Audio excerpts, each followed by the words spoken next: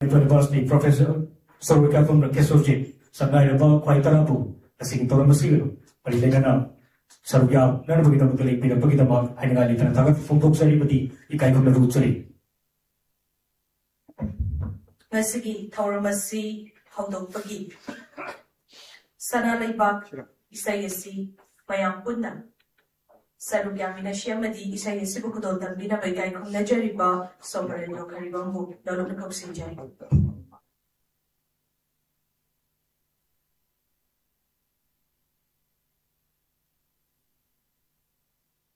Swing, Luna, the city, Sanada entrepreneursina, Punda Lake Pinaraga, Isayasi, how to the Gilo of Hauba, Mayam Punda, Rescue, Minasia from the system.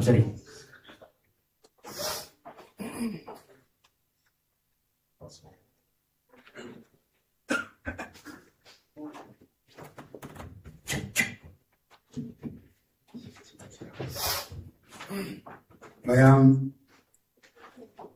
Asiki Ilmandi Gamna Mayaba celebration of Siapu Basida Nasan State Game Tamoy Basisi Mato Tamzagi, I'm having Nasati, Masi celebration of Pana Mato Tamzabini, so I'm going to make up a Puna, something under my other request of Simi.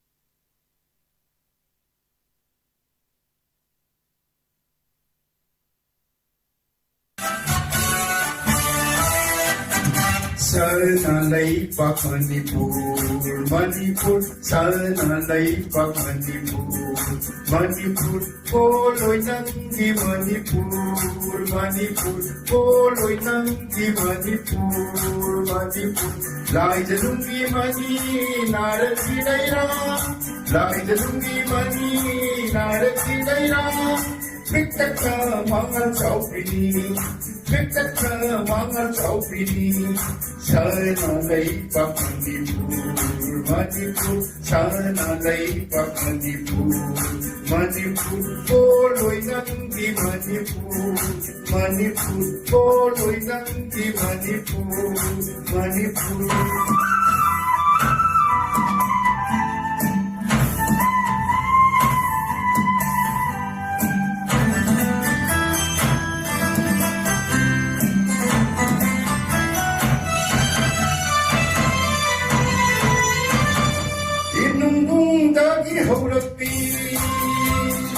Ingona polo taribi, inunda di hogapi.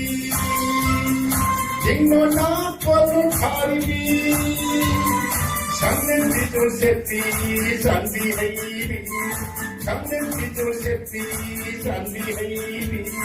Sikna dena akuibi, sikna dena akuibi.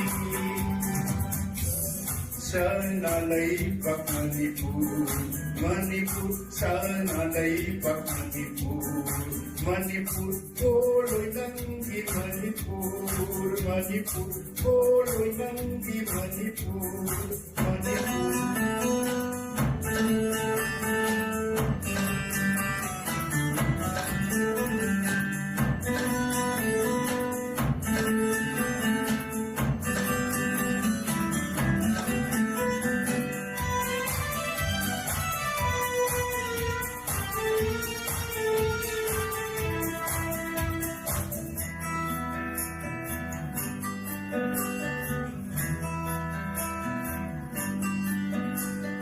Kainaya Kumaumi Sumatyay Kubisakami Kainaya Kumaumi Sumatyay Kubisakami Pulubi Ahanda Kungka Pambuibi Pulubi Ahanda Kungka Pambuibi Nasa Tauyo Kapun Haibi Koyum Mon Mino Waiting Me Nasa Tauyo Kapun Haibi Koyum Mon Mino Waiting Me Sana na Itak Obalam Lupana kongo timbalam sanana ita kaubalam Lupana kongo timbalam Sanlen pijol sepi zanbi haibi Sanlen pijol sepi zanbi haibi Signalem na ngatwiribi Sana laipak Manipur Manipur sana laipak Manipur Manipur sana laipak Manipur Manipur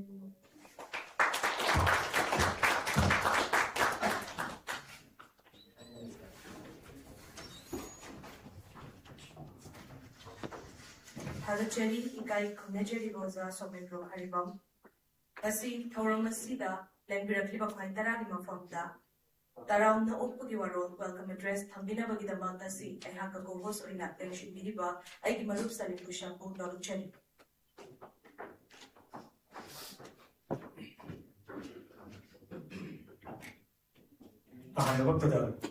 Nasigi Sumnava Business Excellence Award and Mentorship Recognition Program.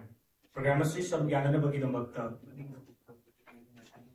Toromasi Pusinjala Jariba, ISA Services Manipuna, Sepal Tajaruda, Harau Yamiratuna, Mandaling Simbiba, Mingo Panjarabada, Honorable Emily, Wankai Assembly Constituency, Sri Tanzam Arun Kumar, Chairman and Managing Director, Bhavina Group, Mingo Panjarabada, Kakumajariba, Dr. Jodari Tanzam, Chairman and Managing Director, Sijo Hospital and Research Institute, Dr. Walin Kongdombang, Loyna Lamdamasi is a social scientist, Ikakumajari goes out Dr. Danavi Lashram,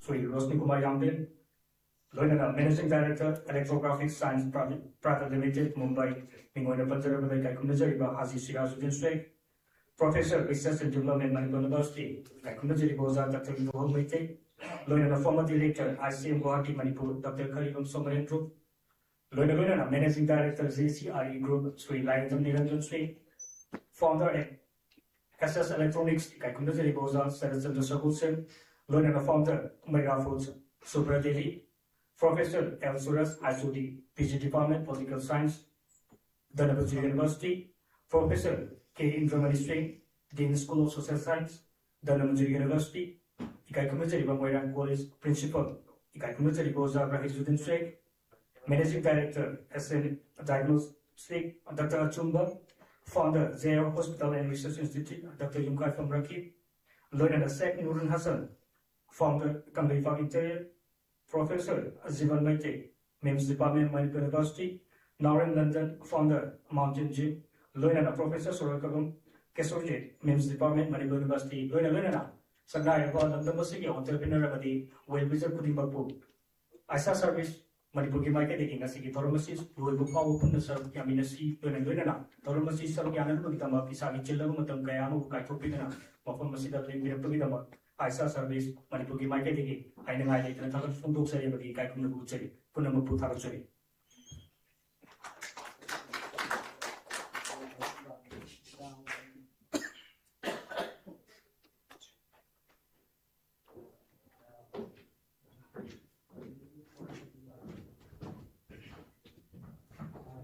Hadachari Maru Salim Pushambu. Nasi Tauramasi Makata Jarapa City, Nasi May Tambalan be Bekai Kunajan Visin Mafamda, a Chambokdo Tambakitanja, the Lozagi, Basigita Mark May Tambalan be Visinda, stays that I have had the Lankan Pilanotion Cherry. Nasi Equity Tauramasi May Tambalan be Bekai Kunajariba. Ahan Badako Kuchaki, Chairman and Managing Director, Bamina Group, Ikai Kunajariba Doctor, Davali Hangjamu stays the Lankan Pilanotion Cherry. Loyna Nasi Tauramasi Osher Singh Lengthok Pilanotion Cherry.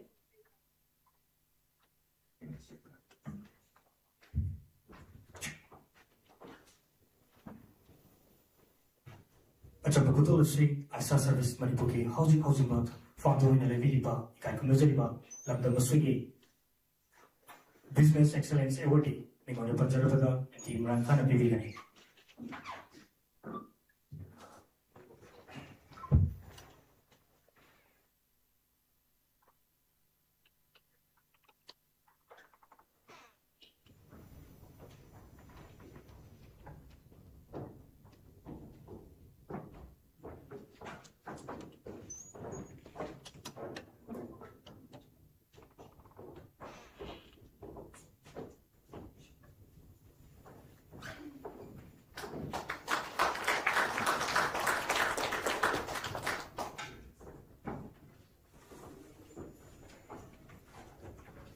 Thagachari, Mathanda, Kaukhanchage, Kaikumnajariba, Chairman and Managing Director, CJ Hospital and Research Institute, Dr. Palin Khundong Bambu Stays, the Lankan Biratana, Achambukudo, the Silo Pinamano Channel.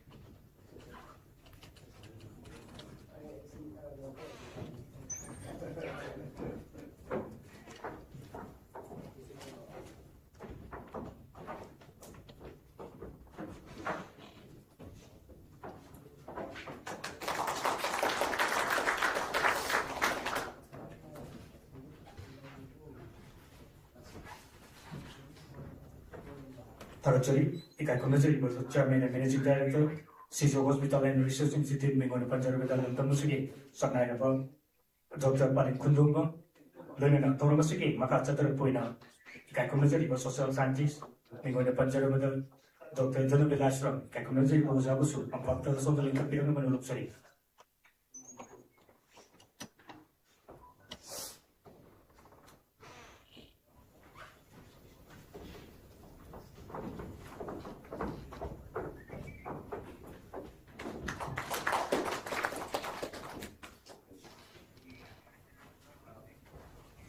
Thagachari, Kaikumnajariba, London Musiki, Sanayaba, Social Scientist, Mingona Panjarabada, Dr. Jonathan Ashram, Learning Toramasiki, Makata Poina, Founder, Lila Foods Private Limited, Mingona Panjarabada, Kaikumnajariba, Jokumar Hamzam, Kaikumnajariba, Zan, Pafata, Sondalin Kapirana Manulupsari.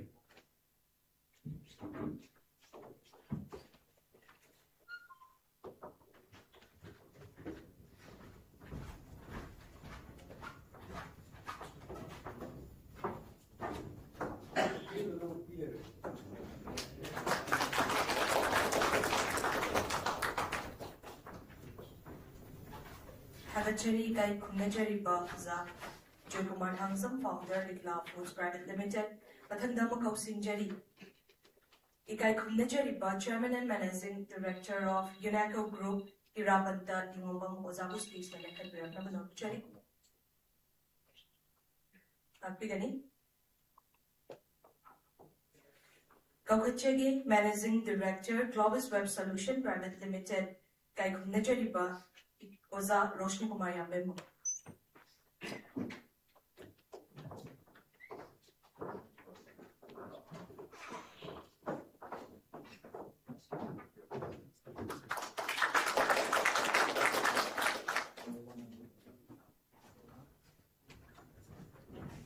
Thagachari, Mathanda Mo, Stays Takta Kaukhanabagi, Ayabo Dulojege, Managing Director, Electrographic Sign Private Limited, Mumbai Ki, Managing Director, Oinakawal Bukidi Boja, Hazi Sirajuddin Sheikh Stays and Kapiratuna Chambukulo Lobinawa, Noluchani.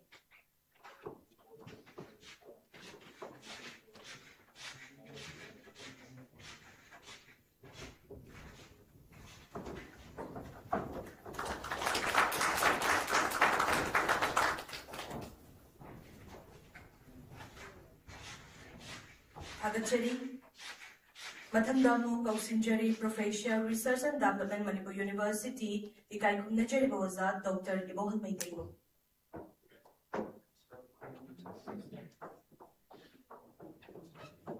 Kaukhanchari, former Director, ICM Guwahati, and Manipur, Kaikumnajari, Dr. Karibam Somrendro, Ojabu Stays, the Lankan Biratana Manolo Kausinjari.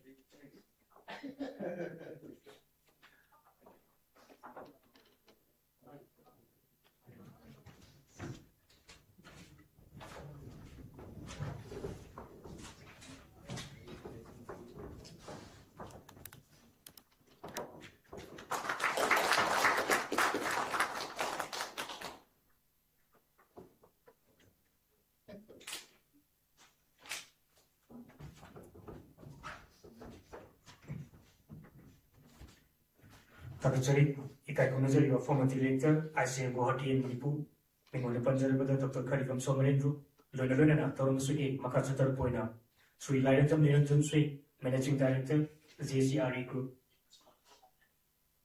Luna, Makasatar Poina, founder SS Electronics, Mingo Panjari, Saraswati Sagulsen,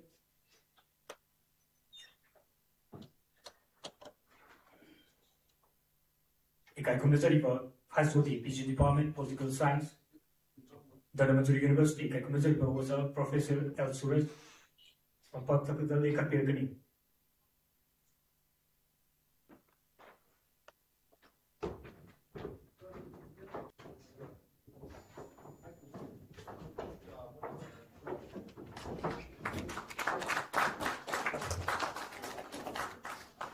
The dynamic Manipuna program, Shinbase, Chatana, Hotel, the Manipur University, MIMS, Sida, Chatana Yori, the Sarah Nikumaya, Mr. Harmon, Nazabasi, Tenazaba Hatare, Paida, Hotel, I have in the startup program, Hanana, Tenazay. I think the class of like was up with women and Kaliba, as you said, I didn't say. Zamani Maxway, Umay the Salaga, Tenazaga, I consider Timonicana of Fanny. And I younger Miss Van Hanif Mark is a child contribution, I like the owner or a mark that Sachin Tenuka at the Gate Sarkan at the thought of a house in the mindset. You want to share up with you, I want to consider Gan of a movie. At the Gate Sarjibon, Sarkisorti, Sarjibohal. Makoy sila program BMU da mensa sing da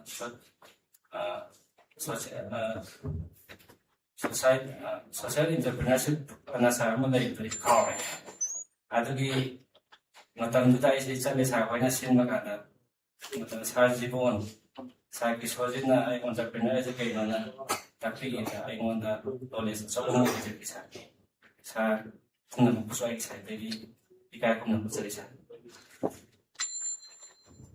Aduga Makada Bada Aina Dinasara program Yao Matunda I Saros Nikumar Kante Loraga follow Tauzare Ham Buena Purana Rasbai Kona Masda Saros Nikumar the Moses very well Sinan Bang Tired for Sanada Koi Homsi Matanda Tendraga Hosipova Polaki Aduga Aku sih aduh kita makaput na every Saturday ketika aku itu boleh aku start ki business ki ideas ni aku karena batam toynya tahu ada makata ada tapi kalau Kennedy pikiran aku sih makan tengah tengah tapi aku sih bawa yang close na family yang betul boleh aduh aku ai kita role model ada bagi sadabli saya cuma Saran from my family, I am regard of money for Pomana.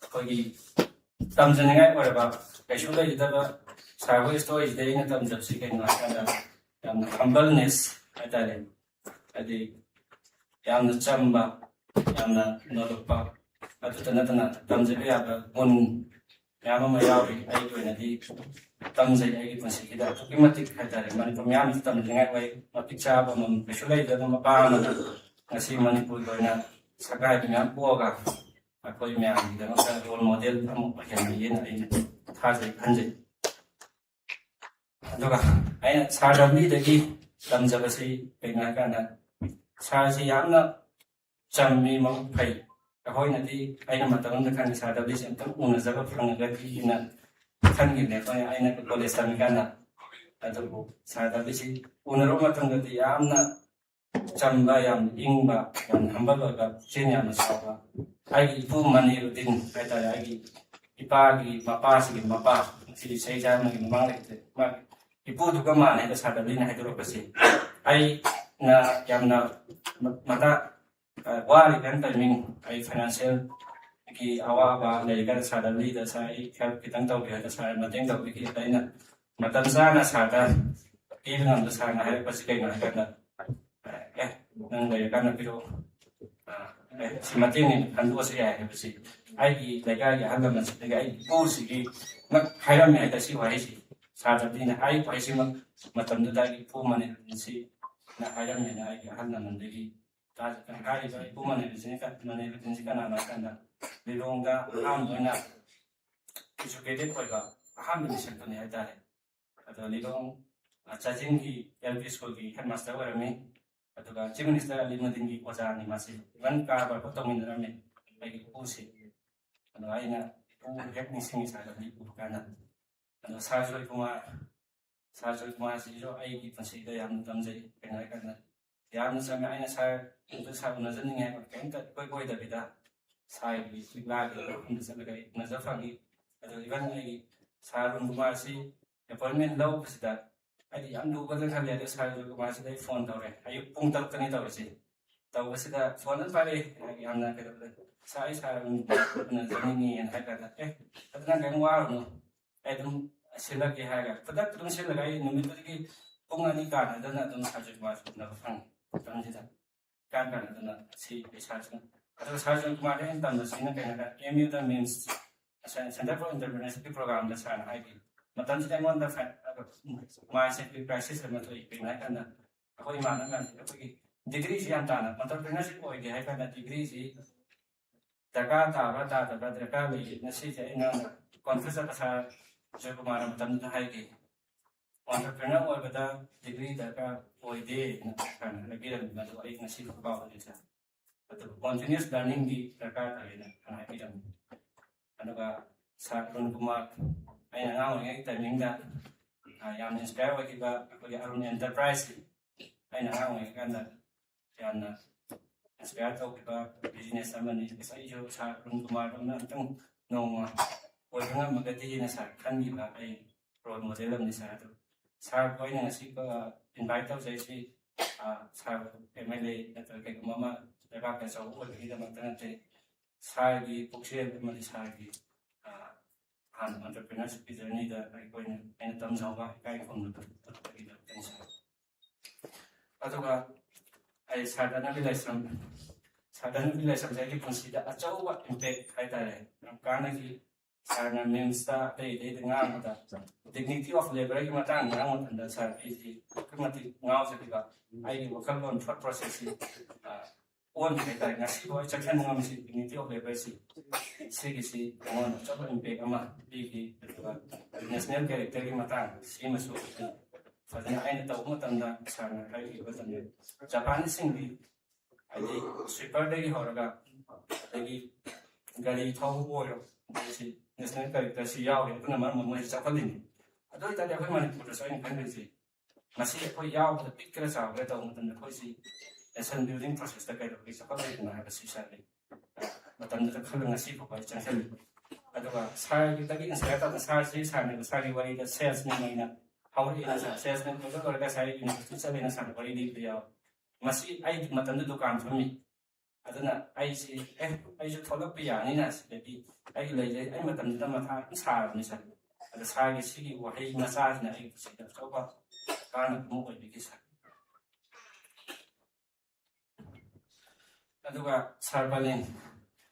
ꯁꯥꯔ ꯄꯂꯤꯟꯁꯤ ꯑꯩꯅ ꯌꯥꯝꯅ ꯑꯦꯗꯃꯥꯌꯔ ꯇꯧꯕ ꯌꯥꯝꯅ ꯅꯨꯡꯁꯤꯖꯕ ꯑꯣꯖꯥ ꯑꯃꯅꯤ ꯁꯥꯔꯁꯤ ꯌꯥꯝꯅ cool ꯑꯣꯏꯕ ꯑꯗꯒꯤ ꯑꯦꯕ꯭ꯔꯤ ꯄ꯭ꯔꯣꯕ꯭ꯂꯦꯝ ꯊꯣꯛꯂꯛꯑꯁꯨ ꯑꯩꯈꯣꯏꯒꯤ ꯁꯥꯔꯒꯤ ꯃꯥꯏꯟꯁꯦꯠꯀꯤ ꯃꯇꯥꯡꯗ ꯁꯥꯔꯅ ꯄ꯭ꯔꯣꯒ꯭ꯔꯥꯝ ꯑꯇꯩꯗ ꯉꯥꯡꯕꯗ ꯁꯥꯔ ꯑꯩꯉꯣꯟꯗ ꯏꯟꯁꯄꯥꯌꯔ ꯐꯪꯉꯤ ꯁꯥꯔꯒꯤ ꯃꯦꯗꯤꯇꯦꯁꯟ ꯀꯃꯥꯏꯅ ꯇꯧꯒꯗꯒꯦ ꯑꯗꯨꯝ ꯇꯥꯜꯂꯤ ꯁꯥꯔ ꯑꯗꯒꯤ ꯁꯥꯔꯒꯤ ꯍꯝꯕꯜꯅꯦꯁ ꯑꯗꯒꯤ ꯁꯤꯗꯒꯤ ꯍꯦꯜꯊ ꯀꯦꯌꯔ ꯁꯦꯛꯇꯔꯗ ꯏꯟꯁꯄꯥꯌꯔꯤꯡ ꯖꯔꯅꯤꯁꯤ ꯑꯗꯨꯛꯀꯤ ꯃꯇꯤꯛ ꯑꯩꯉꯣꯟꯗ ꯀꯥꯟꯅꯩ ꯑꯩꯉꯣꯟꯗ ꯀꯥꯟꯅꯕ ꯑꯣꯏ ꯑꯗꯣ ꯑꯩ ꯕꯕꯥꯁꯤ ꯁꯤꯖꯗ ꯂꯩꯈꯤꯗꯕꯅꯤ 2012ꯒꯤ ꯖꯅꯋꯥꯔꯤ 1ꯁꯤꯗ ꯑꯩ ꯕꯕꯥꯁꯤ ꯑꯍꯥꯟꯕꯗ ꯀꯩꯗ ꯄꯨꯏ ꯄꯣꯔꯣꯝꯄꯥꯠ ꯖꯦꯅꯤꯝꯁꯇ ꯄꯨꯕꯁꯤꯗ ꯈꯤꯇꯪ ꯃꯇꯝꯗꯨꯒꯤ ꯅ꯭ꯌꯨ ꯏꯌꯥꯔ ꯑꯣꯏꯕꯒꯤ ꯆꯦꯛꯁꯤꯟ ꯊꯧꯔꯥꯡ ꯂꯧꯗꯕꯅ ꯃꯔꯝ ꯑꯣꯏꯔꯒ ꯅꯨꯃꯤꯗꯥꯡ ꯋꯥꯏꯔꯝꯁꯤꯗ ꯁꯤꯗ ꯄꯨꯕ ꯀꯥꯟꯗ ꯐꯖꯅ ꯃꯇꯝ ꯆꯥꯅ ꯄꯨꯡ 2 ꯂꯩꯕꯒ ꯂꯩꯈꯤꯗ꯭ꯔꯦ ꯇꯧꯕꯇꯕꯨ ꯁꯥꯔ ꯍꯣꯏꯅ ꯄꯤꯔꯤꯕ ꯇꯧꯔꯤꯕ ꯐꯖꯅ ꯃꯇꯝ ꯆꯥꯅ ꯀꯦꯌꯔ ꯂꯧꯕꯤꯔꯤꯗ ꯑꯗꯨꯒꯤꯗꯃꯛꯇ ꯁꯥꯔ ꯄꯦꯟꯖꯩ ꯍꯥꯏꯇꯥꯔꯦ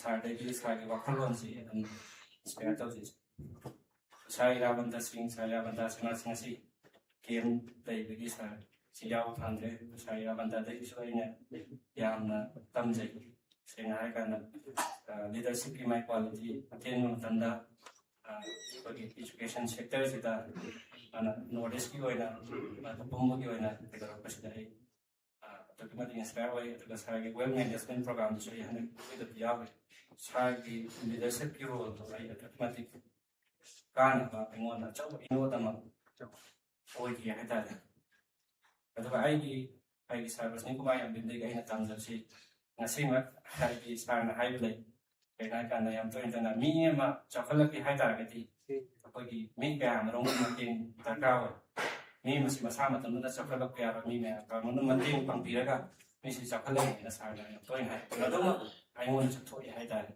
ꯃꯌꯥꯝꯁꯤꯡ ꯑꯩꯅ ꯉꯁꯤ ꯑꯦꯋꯥꯔꯗ ꯑꯃ ꯐꯪꯖꯩꯁꯤ ꯍꯥꯏꯗꯤ ꯑꯩꯅ ꯅꯠꯇꯦ ꯑꯣꯖꯥ ꯒꯨꯔꯨ ꯃꯌꯥꯝꯁꯤꯡꯁꯤꯅ ꯇꯥꯛꯄꯤꯕ ꯇꯝꯕꯤꯕ ꯃꯈꯣꯏꯗꯒꯤ ꯏꯟꯁꯄꯥꯌꯔ ꯇꯧꯖꯕ ꯃꯌꯥꯝꯗꯨꯅ ꯉꯁꯤ ꯐꯪꯖꯕ ꯉꯝꯖꯔꯤꯅꯤ ꯁꯥꯔ ꯑꯗꯨꯒ ꯁꯥꯔ ꯔꯣꯁꯅꯤꯅ ꯑꯩꯈꯣꯏꯒꯤ ꯁꯇꯔꯗꯦ ꯃꯤꯇꯤꯡꯗ ꯌꯥꯝ ꯇꯣꯏꯅ ꯍꯥꯏꯕꯁꯤ ꯀꯩꯅꯣ ꯍꯥꯏꯀꯥꯟꯗ ꯄꯣꯠ ꯈꯨꯗꯤꯡꯃꯛꯀꯤ ꯑꯩꯈꯣꯏꯒꯤ ꯀ꯭ꯔꯤꯌꯦꯇꯔ ꯑꯃ ꯂꯩ ꯑꯩꯈꯣꯏꯅ ꯉꯁꯤ ꯕꯕꯤꯅꯥ ꯑꯣꯏꯔꯣ ꯑꯗꯨꯒ ꯀ꯭ꯂꯥꯁꯤꯛ ꯒꯥꯟꯙꯤ ꯂꯩꯔꯤꯁꯤ ꯃꯥꯒꯤ ꯃꯔꯝꯗ ꯋꯥꯈꯜ ꯈꯟꯕ ꯃꯤ ꯑꯃ ꯑꯗꯩ ꯆꯤꯌꯥꯔꯕꯨ ꯂꯩꯕ ꯑꯣꯏꯔꯣ ꯋꯥꯈꯜ ꯈꯟꯕ ꯃꯤ ꯑꯃ ꯂꯩ ꯍꯥꯏꯗꯤ ꯑꯍꯥꯟꯕ ꯇ꯭ꯔꯦꯅꯤꯡ ꯆꯠꯄ ꯀꯥꯟꯗ ꯁꯥꯔ ꯔꯣꯁꯅꯤꯅ ꯍꯥꯏꯕꯁꯤꯗ ꯑꯩ ꯃꯇꯝꯗ ꯑꯩꯈꯣꯏꯁꯤ ꯈꯟꯖꯥꯅꯩ ꯍꯥꯏꯇꯥꯔꯦ ꯑꯗꯨꯒꯤ ꯃꯇꯨꯡꯗꯗꯤ ꯑꯩ ꯔꯤꯌꯦꯂꯥꯏꯁ ꯐꯖꯅ ꯇꯧꯖꯩ ꯍꯥꯏꯗꯤ ꯄꯣꯠ ꯈꯨꯗꯤꯡꯃꯛꯀꯤ ꯃꯔꯝꯁꯤꯗ ꯀꯅꯥꯒꯨꯝꯕ ꯑꯃ ꯑꯗꯨꯝ ꯂꯩ ꯑꯣꯏꯔꯛꯏꯁꯤꯒꯤ ꯍꯦꯛꯇ ꯃꯁꯥ ꯃꯇꯣꯝꯇꯪ ꯑꯣꯏꯔꯛꯇꯦ ꯑꯗꯨꯒ ꯁꯥꯔ ꯔꯣꯁꯅꯤꯅ ꯍꯥꯏꯕꯗ ꯑꯩꯈꯣꯏꯒꯤ ꯕꯤꯖꯤꯅꯦꯁ ꯇꯧꯕ ꯍꯥꯏꯁꯤ ꯑꯩꯈꯣꯏꯒꯤ ꯋꯥꯔꯒꯤ ꯄ꯭ꯔꯤꯄꯦꯔꯦꯁꯟ ꯑꯃꯒꯨꯝꯕꯅꯤ ꯍꯥꯏ ꯃꯁꯤ ꯑꯩꯒꯤ ꯄꯨꯟꯁꯤꯗ ꯄꯥꯜꯂꯤ ꯃꯁꯤ ꯌꯥꯝ ꯀꯥꯟꯅꯩ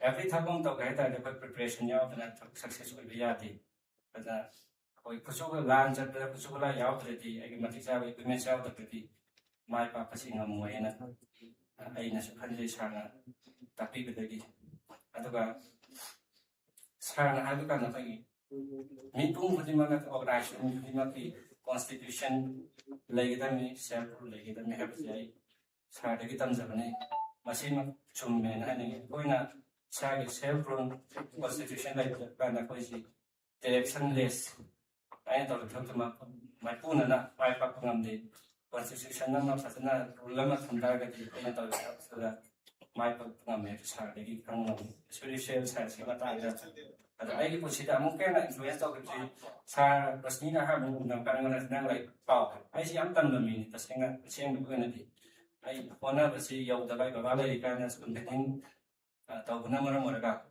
ꯑꯩ ꯄꯨꯟꯁꯤꯁꯤ ꯌꯥꯝ ꯋꯥꯔꯦ ꯑꯩ ꯀꯩꯗꯧꯕ ꯃꯌꯥꯝꯗꯨꯅ ꯁꯥꯔꯅ ꯂꯥꯏꯔꯤꯛ ꯄꯥꯎ ꯑꯍꯥꯟꯕꯗ ꯑꯩ ꯀꯩꯁꯨ ꯂꯥꯏꯔꯤꯛ ꯄꯥꯕ ꯉꯝꯗꯦ ꯑꯗꯨꯒ ꯉꯁꯤꯗꯤ ꯁꯥꯔꯁꯤꯅ ꯂꯥꯏꯔꯤꯛ ꯄꯥꯎ ꯍꯥꯏꯕꯗꯤ ꯑꯩ 300 ꯕꯨꯛꯁꯀꯨꯝꯕꯗꯤ ꯑꯩ ꯂꯥꯏꯔꯤꯛ ꯄꯥꯕ ꯉꯝꯗ꯭ꯔꯦ ꯁꯥꯔꯅ ꯏꯟꯁꯄꯥꯌꯔ ꯇꯧꯕꯤꯕꯗꯒꯤ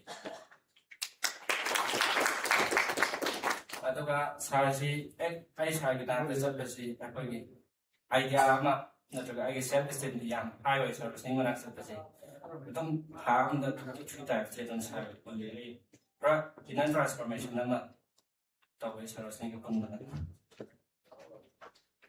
ꯑꯗꯨꯒ ꯑꯩꯒꯤ ꯑꯣꯖꯥ ꯒꯨꯔꯨ ꯑꯣꯏꯕ ꯍꯖꯤ ꯁꯤꯔꯥꯖꯨꯗꯤꯟꯁꯦ ꯑꯩꯅ ꯃꯨꯝꯕꯥꯏ ꯆꯠꯄꯁꯤꯗ ꯑꯩꯈꯣꯏꯒꯤ ꯒꯜꯁꯤꯔꯥꯖꯇꯒꯤ ꯇꯝꯕꯁꯤ ꯑꯍꯥꯟꯕꯗ 2016ꯁꯤꯗ ꯃꯥꯏ ꯑꯣꯐꯤꯁꯇ ꯐꯝꯃꯀꯥꯟꯗ ꯁꯣꯔꯠ ꯔꯥꯏꯠꯁ ꯑꯩ ꯍꯥꯟꯅ ꯈꯪꯗꯦ ꯒꯜꯁꯤꯔꯥꯖꯁꯤꯗꯒꯤ ꯁꯣꯔꯠ ꯔꯥꯏꯠꯁꯤ ꯇꯝꯃꯛꯈꯤꯕꯗꯒꯤ ꯉꯁꯤ ꯑꯗꯨꯝ ꯃꯁꯤꯒꯤ ꯀꯥꯟꯅꯕ ꯐꯪꯉꯤ ꯑꯗꯨꯒ ꯑꯍꯤꯡ ꯅꯣꯡꯌꯥꯏꯁꯤꯗ ꯑꯩꯁꯤ ꯍꯌꯦꯡꯁꯤ ꯏꯝꯐꯥꯜ ꯊꯣꯛꯇꯧꯔꯕ ꯑꯗꯨꯗ ꯒꯜꯁꯤꯔꯥꯖꯅ ꯑꯩꯒꯤ ꯆꯦꯟꯁꯤ ꯌꯥꯈꯤꯗ꯭ꯔꯦ ꯄꯣꯈꯥꯏꯕ ꯀꯩ ꯇꯧꯔꯒ ꯀꯔꯤꯝꯇ ꯃꯉꯣꯟꯗ ꯑꯆꯧꯕ ꯃꯤ ꯑꯃꯅꯤꯅ ꯇꯛꯊꯣꯛꯑꯒ ꯆꯦꯟ ꯌꯥꯗꯕꯗꯨ ꯈꯨꯗꯛ ꯁꯨꯃꯥꯏꯅ ꯀꯣꯟꯊꯔꯒ ꯑꯩꯈꯣꯏꯒꯤ ꯂꯥꯛꯀꯤ ꯁꯔꯚꯦꯟ ꯑꯃ ꯇꯧꯅ ꯀꯔꯤꯝꯇ ꯃꯁꯥꯗ ꯆꯥꯎꯊꯣꯛꯄ ꯌꯥꯎꯗꯕꯤꯗ ꯁꯦꯝꯕꯤꯔꯛꯈꯤ ꯑꯍꯤꯡꯁꯤꯗ ꯑꯗꯨꯒ ꯌꯥꯟꯕ ꯐꯨꯕꯩ ꯊꯤꯟꯗꯣꯔꯛꯏ ꯑꯪꯀꯜ ꯁꯤꯔꯥꯖꯅ ꯑꯗꯨꯒ ꯑꯩꯈꯣꯏꯅ ꯍꯧꯖꯤꯛ ꯃꯅꯤꯄꯨꯔꯁꯤꯗ ꯂꯥꯟ ꯇꯧꯔꯦ ꯍꯧꯖꯤꯛꯁꯤ ꯄ꯭ꯔꯣꯕ꯭ꯂꯦꯝ ꯃꯌꯥꯝ ꯑꯃ ꯑꯩꯈꯣꯏ ꯊꯣꯛꯈ꯭ꯔꯦ ꯀꯣꯔꯣꯅꯥꯅ ꯃꯔꯝ ꯑꯣꯏꯔꯒ ꯑꯪꯀꯜ ꯁꯤꯔꯥꯖ ꯑꯩ ꯃꯔꯛ ꯃꯔꯛꯇ ꯑꯗꯨꯝ ꯇꯣꯏꯅ ꯋꯥꯔꯤ ꯁꯥꯖꯩ ꯃꯥꯅ ꯍꯥꯏꯁꯤ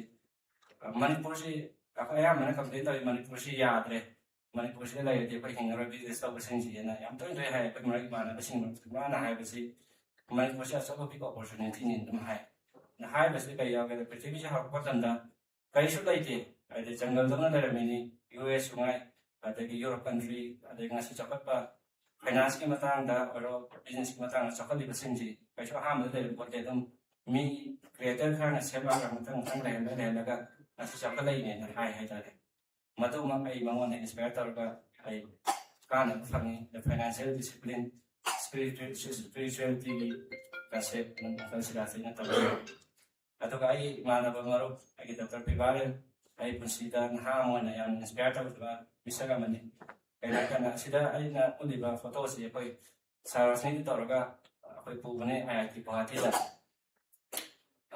ꯗꯣꯛꯇꯔ ꯄꯤꯕꯥꯔꯦꯟ ꯃꯇꯝꯗ ꯑꯩꯈꯣꯏ ꯌꯥꯝꯅ ꯑꯦꯛꯁꯄꯤꯔꯤꯌꯦꯟꯁ ꯑꯃꯗꯤ ꯅꯣꯂꯦꯖ ꯋꯥꯠꯂꯤ ꯃꯥꯒꯤ ꯑꯦꯅꯤ ꯑꯩꯈꯣꯏꯒꯤ ꯑꯉꯥꯡ ꯑꯣꯏꯕꯗ ꯍꯧꯒꯠꯂꯒ ꯃꯥꯁꯤ ꯋꯥꯍꯪ ꯍꯪꯕꯒꯤ ꯀꯩꯁꯤ ꯃꯉꯣꯟꯗ ꯂꯩ ꯑꯗꯩ ꯐꯣꯔꯦꯟꯅꯔ ꯂꯥꯛꯑꯦ ꯃꯅꯤꯄꯨꯔꯗ ꯍꯦꯛꯇ ꯃꯥ ꯆꯪꯁꯤꯜꯂꯛꯇ ꯋꯥꯔꯤ ꯁꯥꯏ ꯑꯗꯣ ꯑꯩ ꯏꯁꯥ ꯉꯝꯖꯗꯦ ꯑꯗꯨ ꯃꯉꯣꯟꯗꯒꯤ ꯑꯗꯨꯛꯀꯤ ꯃꯇꯤꯛ ꯌꯥꯝ ꯇꯝꯃꯦ ꯍꯥꯏꯇꯥꯔꯦ ꯃꯥꯏ ꯄꯨꯟꯁꯤꯁꯤꯗꯒꯤ ꯑꯊꯦꯡꯕ ꯃꯇꯝꯗ ꯃꯥ ꯏꯚꯟ ꯖꯦꯅꯤꯝꯁꯇ ꯀꯩ ꯃꯥ ꯗꯣꯛꯇꯔ ꯇꯝꯃꯤꯀꯥꯟꯁꯤꯗ ꯑꯩ ꯆꯠꯂꯦ ꯑꯩꯈꯣꯏ ꯆꯥꯛ ꯆꯥꯃꯤꯟꯅꯗꯅ ꯃꯥ ꯒꯥꯔꯤ ꯃꯆꯥ ꯊꯧꯔꯝꯕꯗꯨ ꯑꯩꯒ ꯑꯊꯦꯡꯕꯗ ꯂꯣꯏꯅ ꯍꯧꯔꯦ ꯃꯥ ꯑꯊꯦꯡꯕꯗꯁꯨ ꯐꯠ ꯂꯥꯎꯅ ꯍꯥꯏꯒꯠꯈꯤꯕ ꯆꯥꯎꯈꯠꯈꯤꯕꯁꯦ ꯑꯩꯒꯤ ꯄꯨꯟꯁꯤꯗ ꯑꯆꯧꯕ ꯏꯟꯁꯄꯤꯌꯔ ꯑꯣꯏꯕ ꯑꯩ ꯏꯃꯥꯟꯅꯕ ꯑꯩꯒꯤ ꯊꯦꯡꯅꯅ ꯍꯥꯏꯇꯥꯔꯦ ꯑꯣꯏꯖꯩ ꯃꯥꯁꯤ ꯑꯗꯨꯒ ꯁꯥꯔ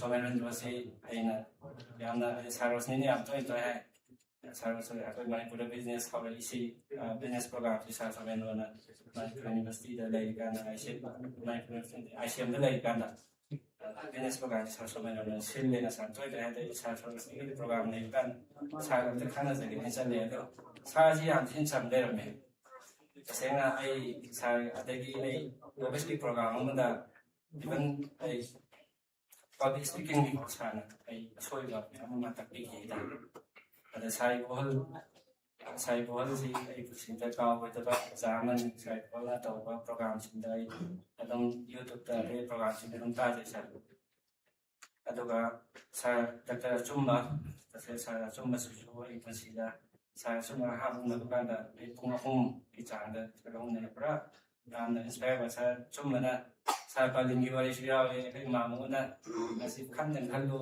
tam thapni masi pot khni masi wara tani ka ha ga ai pusida pusi pokaw pulisa ati kana ki am kana ai pusida problem ni matang ro am business ta wa pusi pokaw pulisa ada medam sura si nasi ma sang andre infection na mang ga na ai medam sura so ai pusida medam ai inspire ba misal ne sa dai nam ni ranjan Madam Raina and I the more this issue I JCI soft skill training channel other I want that to make it kind of me oising so some trouble same I was able to me SS electronics founder of Viva Mahana I business Hamba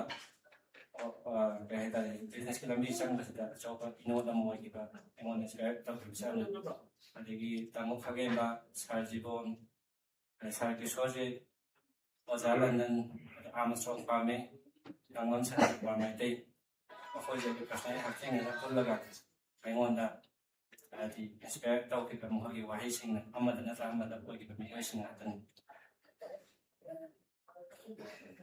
आई की पुछिदा हाइबा आदि मामा के Pandre like चहुम हेना ई पाले सार सुनी inspire तौकेगा हाइबा like Singh ने हेना आइंगोंदा like going up to happy like Tara, alchemist, atomy habit, and magic of taking the compound inflating and grow rich, the 10x rule, 7 habits of highly effective people, how to stop worrying and start living, how to influence people and how to influence and influence people, the mindset can win. Then Pandya, Malaysia, and wonder. I could see it in a transformation of like power, bringing one way. I hit Yaman and Famba, I knew him, I wishing at the day, Mr. Hanif, Mirasakori, Sadekuma, Nadisa, Inurasan, voicing it. I see the Tanda, I wonder, help at a man, Madonna, help of it. I consider actor roles here at the Kumatic Chawi. Actors ꯑꯩꯈꯣꯏꯒꯤ ꯃꯥꯒꯤ ꯃꯊꯧꯁꯤ ꯀꯩꯅꯣ script ꯑꯃ ꯃꯣꯏꯗ ꯄꯤꯕ ꯁ꯭ꯀ꯭ꯔꯤꯞꯁꯤ ꯃꯥ ꯁ꯭ꯀ꯭ꯔꯤꯞꯇꯨ ꯇꯥꯅꯕ ꯃꯣꯏꯅ ꯑꯦꯛ ꯇꯧꯕꯁꯤ ꯃꯣꯏ ꯃꯊꯧꯅꯤ ꯍꯥꯏꯇꯥꯔꯦ ꯑꯩꯅ ꯇꯝꯖꯕꯁꯤ ꯀꯩꯅꯣ ꯍꯥꯏꯀꯥꯟꯗ ꯃꯤꯑꯣꯏꯕ ꯑꯃꯒꯤ ꯄꯨꯟꯁꯤꯗ ꯑꯩꯈꯣꯏꯒꯤ ꯔꯣꯜ ꯃꯌꯥꯝ ꯑꯃ ꯗꯔꯀꯥꯔ ꯇꯥꯏ ꯁ꯭ꯀ꯭ꯔꯤꯞꯁꯤ ꯂꯩꯕ ꯑꯗꯨꯃꯥꯏꯅ ꯃꯐꯝ ꯃꯇꯝꯗ ꯂꯩ ꯃꯇꯨꯡ ꯏꯟꯅ ꯑꯩꯈꯣꯏꯒꯤ ꯃꯐꯝ ꯃꯇꯝ ꯑꯗꯨꯅ ꯑꯩꯈꯣꯏ ꯑꯦꯛ ꯇꯧꯕ ꯗꯔꯀꯥꯔ ꯑꯣꯏ ꯑꯗꯩ ꯋꯤꯂꯤꯌꯝ ꯁꯦꯛꯁꯄꯤꯌꯔꯅ ꯍꯥꯏꯕꯗ ꯑꯩꯈꯣꯏꯒꯤ all the world is space at the music of the actor ne sama ki saying the some high we are we yang out ki tam na say at the more high the noising I testing the show I tam say amaro ina Davoni si personality ay ga yam to na dipon de to ko special magi interview ya mana na hay si ako'y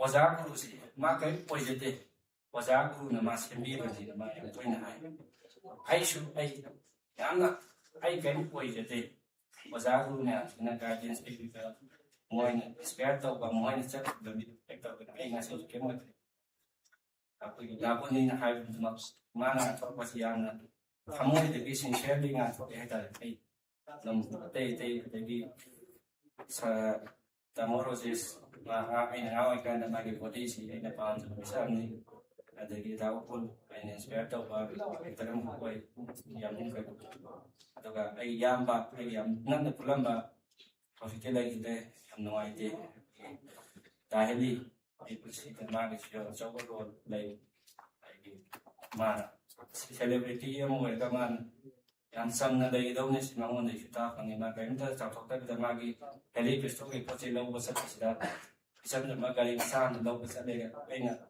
at ang Mangon na kita ang kaya kung naman na tamang kita ay magta siyam na may masansana na manuman na masada na dahil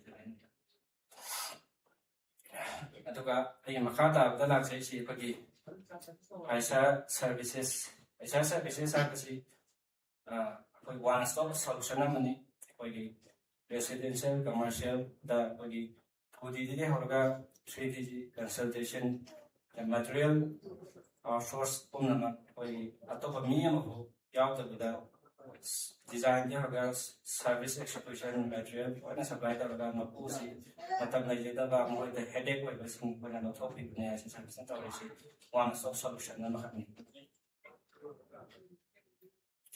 ato ka ay sa service ki mission si kaya na kan ako'y maruhay na main focus tawag si ako'y local workers ako'y outside ta based out the outside ki indigenous na tabang sing ako'y state ki ka namin sa kaya ka na sa service na Chow ba rolo na pagkilay ko local workers ni singkal laga pagkitsa amin na ba kada ki mission na da ko kamje to ka lai jeri ko kaya mana ako yung policy ako yung house was missing si living standards yang low in life mercy at ba sa service ki through the mapag standard of living si enhance to kung sergati at kimatik di ako yung di mission na kung kaya na kanya na mission na at ba pag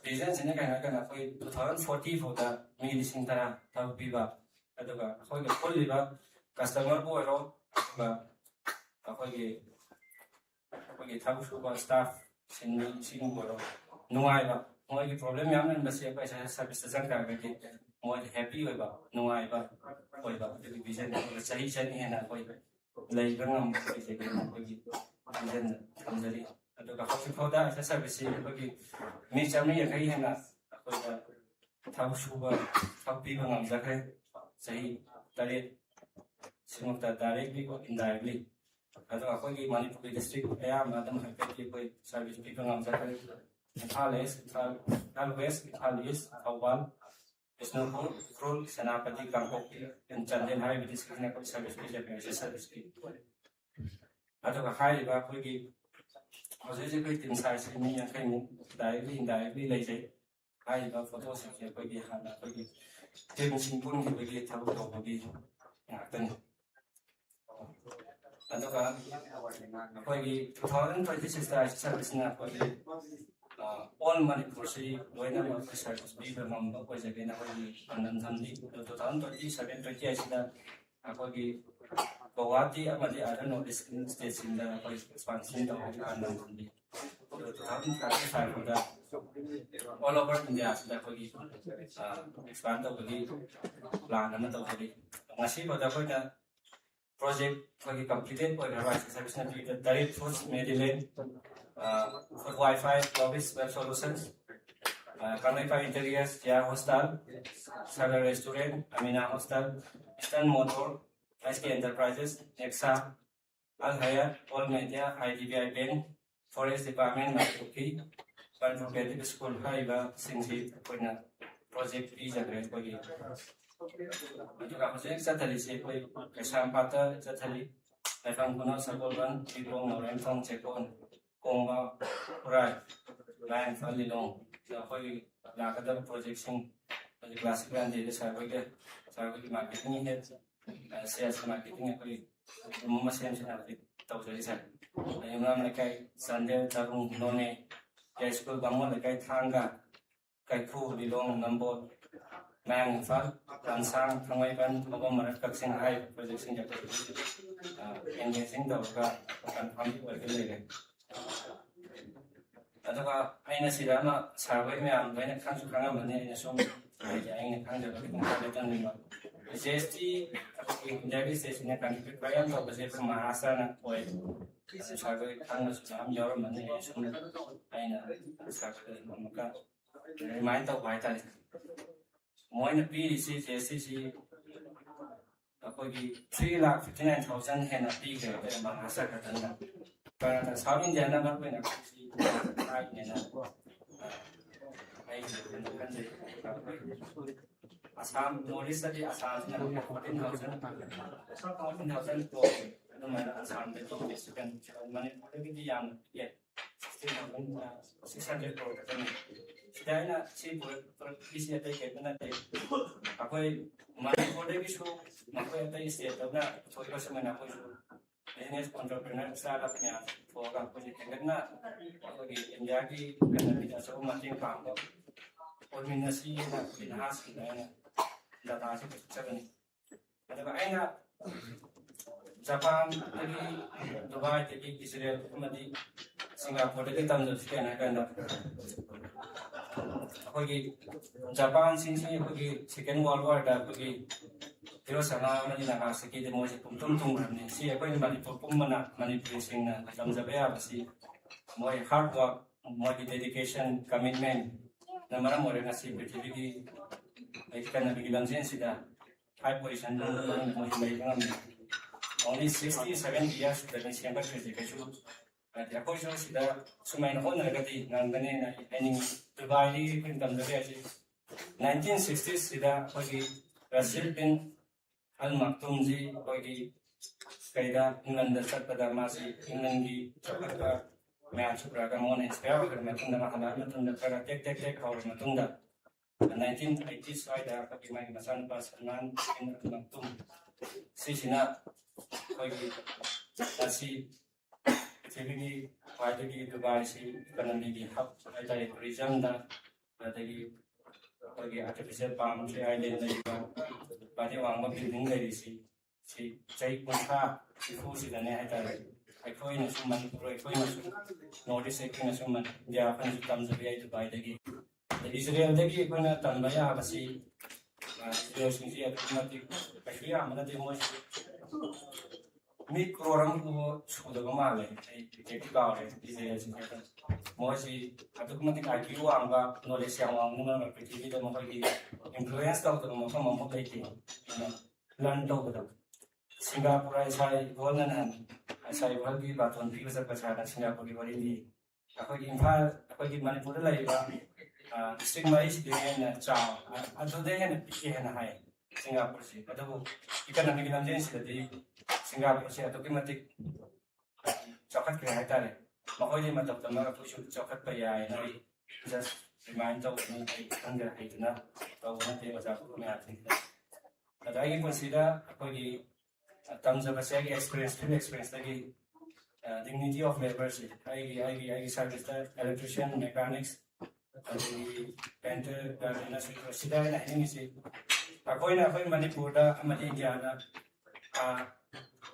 MPSC ni oiba ID MCS oiba IS oiba officer oiba अतः इतने government की post कितने जाओ इसके लिए तंग नहीं है खान के पहले इसे कितना तंग नहीं सीधा बरमुआ पर सीधा बाक्सी मनिंग है लेने मनिंग ये इलेक्ट्रिशियन ना फनिया ना ऑफिसर वैसे इलेक्ट्रिशियन ना माँ की यूम सी माई से मतलब जान से भी लोग फटान जाओ ऐसो बाकी माई लाख तक जी माँ लाइफ आगे रहता है कंफर्टेबल हो जाता है तो यार रहता है मैकेनिक ना गाड़ी सी सेवा ना गया था मतलब ꯑꯗꯨ ꯑꯣꯏꯇꯥꯔꯗꯤ ꯈꯟꯅꯕ ꯁꯥꯔꯁꯨ ꯃꯥꯒꯤ ꯃꯤꯇꯤꯡ ꯅꯪꯉꯣꯏ ꯃꯥꯒꯤ ꯐꯥꯏꯅꯦꯜ ꯗꯔꯀꯥꯔ ꯂꯩꯕꯗ ꯅꯪꯉꯣꯏ ꯍꯥꯏꯅꯤꯡꯉꯤꯗꯤ ꯄꯣꯠ ꯈꯨꯗꯤꯡꯃꯛꯁꯤ ꯂꯣꯏꯅꯃꯛ ꯑꯩꯈꯣꯏꯒꯤ ꯃꯈꯣꯡꯗꯒꯤ ꯃꯇꯣꯟ ꯐꯥꯎꯕ ꯃꯀꯣꯛꯇꯒꯤ ꯃꯃꯩ ꯐꯥꯎꯁꯤ ꯂꯣꯏꯅꯃꯛ ꯂꯩꯕꯥꯛ ꯑꯃ ꯆꯠꯄꯗ ꯗꯔꯀꯥꯔ ꯇꯥꯏ ꯑꯩ ꯄꯨꯟꯁꯤꯗꯒꯤ ꯇꯝꯖꯕ ꯂꯦꯁꯟꯅꯤ ꯃꯁꯤ ꯃꯤꯅ ꯍꯥꯏꯕ ꯅꯠꯇꯦ ꯑꯩꯒꯤ ꯏꯁꯥꯗ ꯂꯥꯏꯐꯇ ꯄꯥꯟꯖꯕ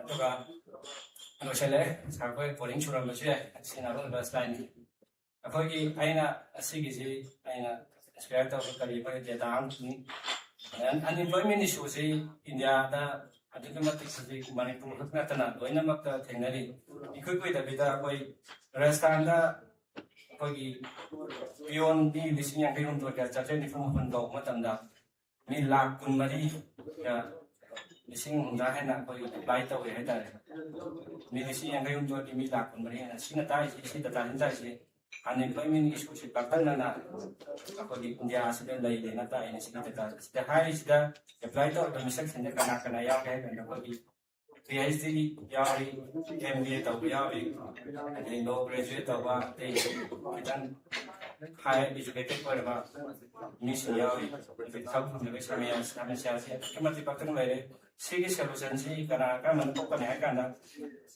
ꯑꯩꯈꯣꯏꯒꯤ ꯑꯣꯟꯇꯔꯄ꯭ꯔꯦꯅꯔ ꯁ꯭ꯇꯥꯔꯠ ꯑꯞ ꯅꯠꯇꯅ ꯃꯁꯤ ꯏꯟꯗꯤꯌꯥ ꯒꯣꯔꯃꯦꯟꯅꯁꯨ ꯃꯅꯤꯄꯨꯔ ꯒꯣꯔꯃꯦꯟꯅꯁꯨ ꯑꯆꯧꯕ ꯃꯤꯠꯌꯦꯡ ꯆꯪꯉꯤꯕꯅꯤ ꯁꯤꯗ ꯑꯩꯅ ꯃꯦꯁꯦꯖ ꯑꯃ ꯄꯤꯖꯕꯅꯦ ꯀꯩꯁꯨ ꯈꯪꯗ ꯍꯩꯗꯅ ꯅꯠꯇꯦ ꯑꯩꯈꯣꯏꯒꯤ ꯁ꯭ꯇꯥꯔꯠ ꯑꯞ ꯑꯣꯟꯇꯔꯄ꯭ꯔꯦꯅꯔꯁꯤꯡꯅ ꯑꯟꯑꯦꯝꯄ꯭ꯂꯣꯏꯃꯦꯟ ꯏꯁꯨꯁꯤ ꯈꯔꯒꯤ ꯃꯈꯩꯗꯤ ꯀꯣꯛꯍꯟꯕ ꯉꯝꯒꯅꯤ ꯑꯩꯒꯤ ꯋꯥꯈꯜ ꯊꯥꯖꯩ ꯏꯟꯗꯤꯌꯥ ꯚꯤꯖꯟ 2030ꯅ ꯀꯔꯤ ꯃꯥꯒꯤ ꯄꯥꯟꯗꯝ ꯊꯝꯂꯦꯍꯥꯏ ꯀꯥꯟꯗ ꯑꯩꯈꯣꯏꯒꯤ 2030 ꯐꯥꯎꯗ ꯑꯩꯈꯣꯏꯒꯤ ꯁ꯭ꯇꯥꯔꯠ ꯑꯞ ꯍꯥꯏꯇꯥꯔꯦ ꯁ꯭ꯇꯥꯔꯠ ꯑꯞꯀꯤ ꯀꯟꯇ꯭ꯔꯤꯕ꯭ꯌꯨꯁꯟꯁꯤ ꯏꯟꯗꯤꯌꯥꯒꯤ GDPꯗ 120 ꯕꯤꯂꯤꯌꯟ ꯍꯥꯏꯗꯤ ꯀꯟꯇ꯭ꯔꯤꯕ꯭ꯌꯨꯠ ꯇꯧꯕ ꯁ꯭ꯇꯥꯔꯠ ꯑꯞꯁꯤꯡꯁꯤꯅ ꯑꯗꯨꯒ 2047 ꯐꯥꯎꯗ 1.6 ꯇ꯭ꯔꯤꯂꯤꯌꯟꯁꯤ ꯁ꯭ꯇꯥꯔꯠ ꯑꯞꯁꯤꯡꯁꯤꯅ ꯏꯟꯗꯤꯌꯥꯒꯤ GDPꯗ ꯀꯟꯇ꯭ꯔꯤꯕ꯭ꯌꯨꯁꯟ ꯇꯧꯕ ꯍꯥꯏꯅ ꯄꯥꯟꯗꯝ ꯊꯝꯂꯤ ꯑꯗꯨꯒ ꯑꯩꯈꯣꯏꯒꯤ ꯁ꯭ꯇꯥꯔꯠ ꯑꯞꯁꯤꯡꯁꯤꯅ ꯑꯩꯈꯣꯏꯒꯤ 50 ꯃꯤꯂꯤꯌꯟ ꯖꯣꯕ ꯀ꯭रिꯌꯦꯠ ꯇꯧꯕ 2030 ꯐꯥꯎꯗ ꯑꯗꯨꯒ ꯑꯩꯈꯣꯏꯒꯤ ꯂꯩꯖꯔꯤꯕ ꯑꯩꯈꯣꯏꯒꯤ ꯀꯔꯤ ꯍꯥꯏꯔꯦ ꯁ꯭ꯇꯥꯔꯠ ꯑꯞꯁꯤꯡꯁꯤ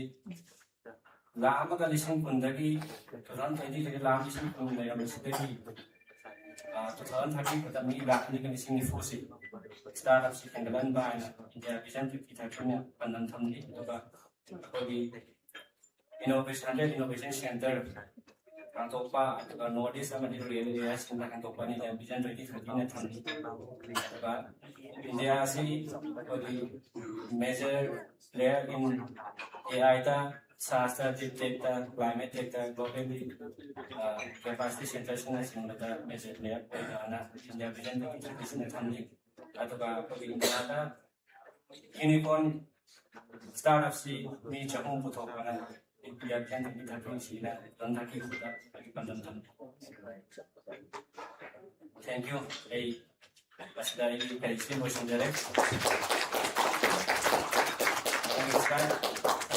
ꯑꯩꯒꯤ ꯈꯤꯇꯪ ꯑꯩꯒꯤ ꯁ꯭ꯇꯣꯔꯤ ꯁꯤꯗ ꯀꯩꯒꯨꯝꯕ ꯁꯣꯏꯈꯤꯕ ꯂꯥꯟꯈꯤꯕ ꯑꯩꯒꯤ ꯈꯤꯇꯪ ꯋꯥꯍꯩꯗꯕ ꯇꯥꯔꯦ ꯍꯩꯖꯤꯟꯈꯤꯕ ꯌꯥꯎꯔꯁꯨ ꯑꯩꯒꯤ ꯑꯣꯖꯥ ꯃꯌꯥꯝ ꯑꯩꯒꯤ ꯑꯍꯜ ꯂꯃꯟꯁꯤꯡꯅ ꯑꯩꯕꯨ ꯉꯥꯛꯄꯤꯒꯅꯤ thank you all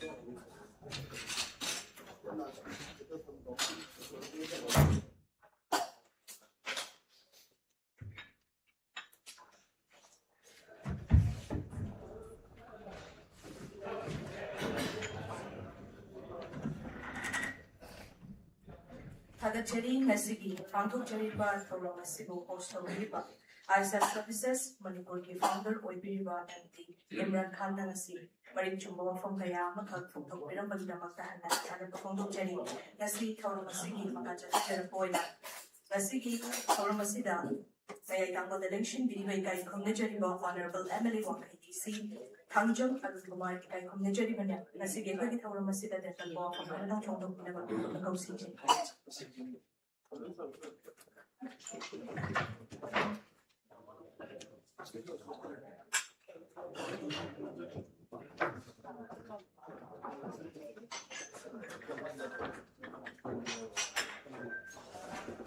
Hey, ma'am, no mag.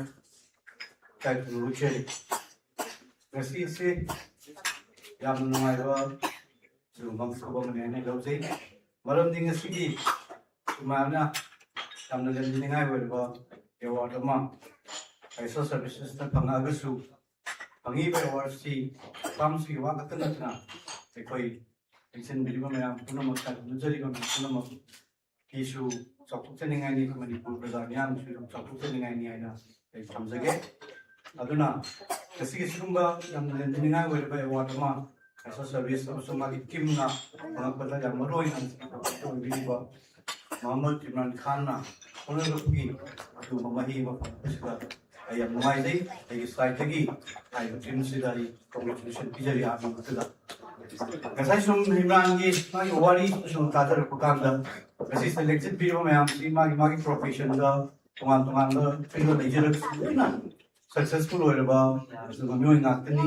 ꯑꯗꯨ ꯍꯥꯏꯔꯤꯕ ꯃꯤꯑꯣꯏꯁꯤꯡꯁꯤꯒꯤ ꯈꯨꯗꯤꯡꯃꯛꯀꯤ ꯑꯗꯨꯒꯨꯝꯕ ꯇꯣꯉꯥꯟ ꯇꯣꯉꯥꯟꯕ ꯍꯤꯁꯇ꯭ꯔꯤ ꯇꯣꯉꯥꯟ ꯇꯣꯉꯥꯟꯕ ꯃꯥꯒꯤ ꯕꯤꯖꯤꯅꯦꯁꯁꯤꯗ ꯁꯛꯁꯦꯁ ꯑꯣꯏꯅꯕ ꯍꯣꯠꯅꯔꯛꯄꯗ ꯇꯣꯉꯥꯟ ꯇꯣꯉꯥꯟꯕ ꯋꯥꯔꯤ ꯂꯣꯏꯅ ꯂꯩꯅꯤ ꯑꯗꯣ ꯉꯁꯤ ꯏꯝꯔꯥꯟꯒꯤ ꯋꯥꯔꯤꯁꯤ ꯁꯨꯝ ꯇꯥꯔꯨꯕ ꯀꯥꯟꯗꯗꯤ ꯌꯥꯝꯅ ꯇꯣꯉꯥꯟꯕ ꯑꯃ ꯏꯝꯔꯥꯟ ꯃꯥꯁꯤ ꯍꯣꯠꯅꯕ ꯌꯥꯝꯅ ꯀꯟꯕ ꯄꯦꯁꯦꯟ ꯂꯩꯕ ꯑꯗꯨꯒ ꯊꯕꯛ ꯇꯧꯕꯗꯁꯨ ꯌꯥꯎꯈꯤꯗꯕ ꯅꯤꯡꯍꯟꯅꯕ ꯂꯩꯇꯕ ꯑꯗꯨ ꯌꯥꯝ ꯃꯔꯨ ꯑꯣꯏꯅ ꯃꯥꯕꯨ ꯇꯥꯛꯄꯤ ꯇꯝꯕꯤꯔꯛꯄ ꯃꯥꯕꯨ ꯉꯥꯛꯄꯤ ꯁꯦꯟꯕꯤꯔꯛꯄ ꯃꯉꯣꯟꯗ ꯍꯦꯜꯞ ꯇꯧꯔꯛꯄ ꯃꯤꯑꯣꯏ ꯈꯨꯗꯤꯡꯃꯛꯄꯨ ꯃꯥꯅ ꯐꯖꯅ ꯃꯥꯒꯤ ꯔꯦꯀꯣꯔꯗ ꯃꯥꯒꯤ ꯋꯥꯈꯜꯗ ꯀꯥꯎꯗꯅ ꯂꯩꯔꯝꯕ ꯇꯧꯕꯤꯃꯟ ꯀꯥꯎꯔꯝꯗꯕ ꯁꯤꯒꯨꯝꯕꯁꯤꯅ ꯉꯁꯤꯒꯤ ꯁ꯭ꯇꯦꯖꯁꯤ ꯌꯧꯔꯛꯄꯅꯤ ꯑꯗꯨ ꯁꯤꯒꯤ ꯋꯥꯈꯜꯂꯣꯟꯁꯤꯗꯁꯨ ꯊꯕꯛ ꯇꯧꯔꯛ ꯇꯥꯔꯒꯗꯤ ꯏꯝꯔꯥꯟꯒꯤ ꯃꯤ ꯑꯁꯤ ꯂꯩꯔꯤꯕ ꯃꯤꯁꯤꯗꯒꯤ ꯆꯍꯤ ꯈꯨꯗꯤꯡꯒꯤ ꯅꯣꯡꯃ ꯅꯣꯡꯃꯒꯤ ꯈꯨꯗꯤꯡꯒꯤ ꯃꯤ ꯃꯁꯤꯡꯁꯨ ꯑꯗꯨꯝ ꯍꯦꯟꯒꯠꯂꯛꯀꯅꯤ ꯍꯥꯏꯕꯒꯤ ꯑꯗꯨꯒꯨꯝꯕ ꯊꯥꯖꯕ ꯑꯩꯉꯣꯟꯗ ꯂꯩꯖꯩ ꯑꯗꯨꯒ ꯏꯝꯔꯥꯟꯅ ꯇꯧꯔꯕ ꯊꯕꯛ ꯈꯨꯗꯤꯡꯃꯛꯇꯁꯨ ꯏꯁꯣꯔꯅꯁꯨ ꯊꯧꯖꯥꯟꯕꯤꯒꯅꯤ ꯄꯣꯛꯄꯤꯔꯛꯄ ꯏꯃꯥ ꯏꯄꯥ ꯀꯥꯎꯗꯕ ꯑꯩꯕꯨ ꯁꯦꯝꯕꯤꯔꯛꯄ ꯒꯥꯏꯗ ꯇꯧꯕꯤꯔꯛꯄ ꯑꯣꯖꯥꯁꯤꯡ ꯀꯥꯎꯗꯕ ꯑꯗꯒꯤ ꯑꯩꯕꯨ ꯋꯥꯔꯛꯄ ꯀꯥꯟꯗ ꯑꯩꯕꯨ ꯅꯤꯡꯁꯤꯡꯕꯤꯕ ꯑꯩꯅ ꯀꯔꯤꯒꯨꯝꯕ ꯑꯃ ꯍꯥꯏꯖꯔꯨꯕ ꯀꯥꯟꯗ ꯇꯥꯕꯤꯔꯛꯄ ꯃꯤꯑꯣꯏꯁꯤꯡꯕꯨ ꯀꯥꯎꯗꯕ ꯉꯁꯤꯐꯥꯎꯗ ꯑꯩꯅ ꯑꯆꯧꯕ ꯑꯃ ꯑꯣꯏꯔꯀꯥꯟꯗ ꯑꯩꯅ ꯁꯛꯁꯦꯁꯐꯨल ꯑꯣꯏꯔꯀꯥꯟꯗꯁꯨ ꯅꯤꯡꯁꯤꯡꯗꯨꯅ ꯂꯩꯕꯁꯦ ꯃꯁꯤꯅ ꯇꯥꯛꯄꯗꯤ ꯏꯝꯔꯥꯟꯁꯨ ꯑꯗꯨꯒꯨꯝꯕ ꯌꯥꯝꯅ ꯇꯨꯡꯒꯤ ꯍꯧꯔꯛꯀꯗꯧꯕ ꯅꯍꯥꯔꯣꯜꯁꯤꯡꯒꯤ ꯌꯥꯝꯅ ꯏꯟꯁꯄꯥꯏꯔꯤꯡ ꯑꯣꯏꯕ ꯑꯗꯨꯒꯨꯝꯕ ꯂꯤꯗꯔ ꯑꯦꯟꯇꯔꯄ꯭ꯔꯤꯅꯔ ꯑꯃ ꯁꯣꯏꯗꯅ ꯑꯣꯏꯒꯅꯤ ꯑꯣꯏꯕꯁꯨ ꯑꯣꯏꯔꯤ ꯑꯗꯨꯒ ꯑꯅꯧꯕ ꯍꯧꯒꯠꯂꯛꯄ ꯑꯦꯟꯇꯔꯄ꯭ꯔꯤꯅꯔ ꯃꯌꯥꯝꯗꯁꯨ ꯁꯣꯏꯗꯅ ꯃꯁꯤꯒꯤ ꯑꯐꯕ ꯃꯦꯁꯦꯖ ꯑꯃ ꯄꯤꯔꯀꯥꯟꯗ ꯑꯗꯨꯒꯨꯝꯕ ꯌꯥꯝꯅ ꯀꯥꯟꯅꯕ ꯑꯗꯨꯒꯨꯝꯕ ꯑꯦꯟꯇꯔꯄ꯭ꯔꯤꯅꯔ ꯑꯃ ꯃꯤꯁꯛ ꯑꯃꯅꯤ ꯍꯥꯏꯕꯁꯤ ꯂꯧꯖꯩ ꯑꯗꯣ ꯑꯩ ꯊꯣꯏꯗꯣꯛ ꯌꯥꯝ ꯁꯥꯡꯅ ꯍꯥꯏꯖꯅꯤꯡꯉꯥꯏꯁꯨ ꯂꯩꯇꯦ ꯌꯦꯡꯕꯤꯔꯤꯕ ꯃꯌꯥꯝ ꯄꯨꯝꯅꯃꯛꯁꯤ ꯑꯦꯟꯇꯔꯄ꯭ꯔꯤꯅꯔꯒꯤ ꯃꯔꯝꯗ ꯑꯗꯨ ꯃꯥꯒꯤ ꯄ꯭ꯔꯣꯐꯦꯁꯟ ꯂꯣꯏꯅ ꯁꯛꯁꯦꯁꯐꯨꯜ ꯑꯣꯏꯔꯕ ꯉꯥꯛꯇꯅꯤ ꯑꯗꯨꯃꯥꯏꯅ ꯏꯝꯔꯥꯟꯒꯤ ꯅꯨꯡꯉꯥꯏꯖꯕꯁꯤ ꯃꯥꯅ ꯉꯁꯤ ꯑꯩꯕꯨ ꯀꯧꯕꯤꯔꯛꯄ ꯑꯩꯒꯤꯁꯨ ꯂꯩꯖꯔꯝꯕ ꯈꯔ ꯑꯩꯅ ꯇꯧꯖꯔꯝꯕ ꯑꯩꯒꯤ ꯄꯣꯂꯤꯇꯤꯛꯁ ꯆꯪꯗ꯭ꯔꯤꯉꯩꯗ ꯑꯗꯨꯒ ꯉꯁꯤꯃꯛꯁꯨ ꯑꯗꯨꯃꯛ ꯌꯦꯡꯁꯤꯟꯖꯔꯒ ꯂꯩꯖꯔꯤꯕꯅꯤ ꯑꯩꯒꯤ ꯑꯗꯨꯝꯁꯨ ꯌꯥꯝꯅ ꯁꯤꯡꯊꯥꯅꯅ ꯌꯥꯝ ꯐꯖꯅ ꯍꯥꯏꯕꯤꯔꯛꯄ ꯑꯩꯕꯨ ꯊꯥꯒꯠꯄꯤꯔꯛꯄ ꯑꯗꯨꯒ ꯁꯤꯒꯨꯝꯕ ꯌꯥꯝꯅ ꯅꯨꯡꯉꯥꯏꯕ ꯃꯤꯀꯨꯞꯇ ꯑꯩꯕꯨ ꯀꯧꯕꯤꯔꯛꯄ ꯑꯗꯨꯒ ꯁꯤꯒꯨꯝꯕ ꯌꯥꯝꯅ ꯐꯖꯔꯕ ꯆꯤꯡꯅꯔꯕ ꯃꯅꯤꯄꯨꯔꯒꯤ ꯑꯗꯨꯒꯨꯝꯕ ꯁꯉꯥꯏꯕ ꯃꯤꯑꯣꯏ ꯀꯌꯥꯅ ꯀꯜꯂꯕ ꯁꯤꯒꯨꯝꯕ ꯃꯐꯝ ꯑꯃꯗ ꯀꯧꯕꯤꯔꯛꯄ ꯁꯤꯡꯗ ꯂꯥꯡꯖꯔꯤꯕ ꯁꯣꯁꯤꯌꯦꯜ ꯁꯥꯔꯚꯤꯁꯦꯁ ꯃꯥꯏꯀꯩꯗꯒꯤ ꯑꯩ ꯊꯥꯒꯠꯆꯕ ꯐꯣꯡꯗꯣꯛꯆꯔꯤ ꯂꯣꯏꯅꯅ ꯁꯣꯁꯤꯌꯦꯜ ꯁꯥꯔꯚꯤꯁꯦꯁꯅ ꯇꯥꯕ ꯊꯕꯛ ꯊꯧꯔꯝ ꯀꯌꯥ ꯇꯧꯔꯛꯄꯗꯁꯨ ꯑꯗꯨꯃꯥꯏꯅ ꯍꯦꯟꯅ ꯍꯦꯟꯅ ꯃꯥꯏ ꯄꯥꯛꯄ ꯑꯣꯏꯔꯁꯅꯨ ꯍꯥꯏꯅ ꯃꯈꯣꯏ ꯃꯐꯝꯗ ꯇꯧꯅꯤꯖꯔꯒ ꯃꯌꯥꯝ ꯄꯨꯝꯅꯃꯛ ꯊꯥꯒꯠꯆꯔꯤ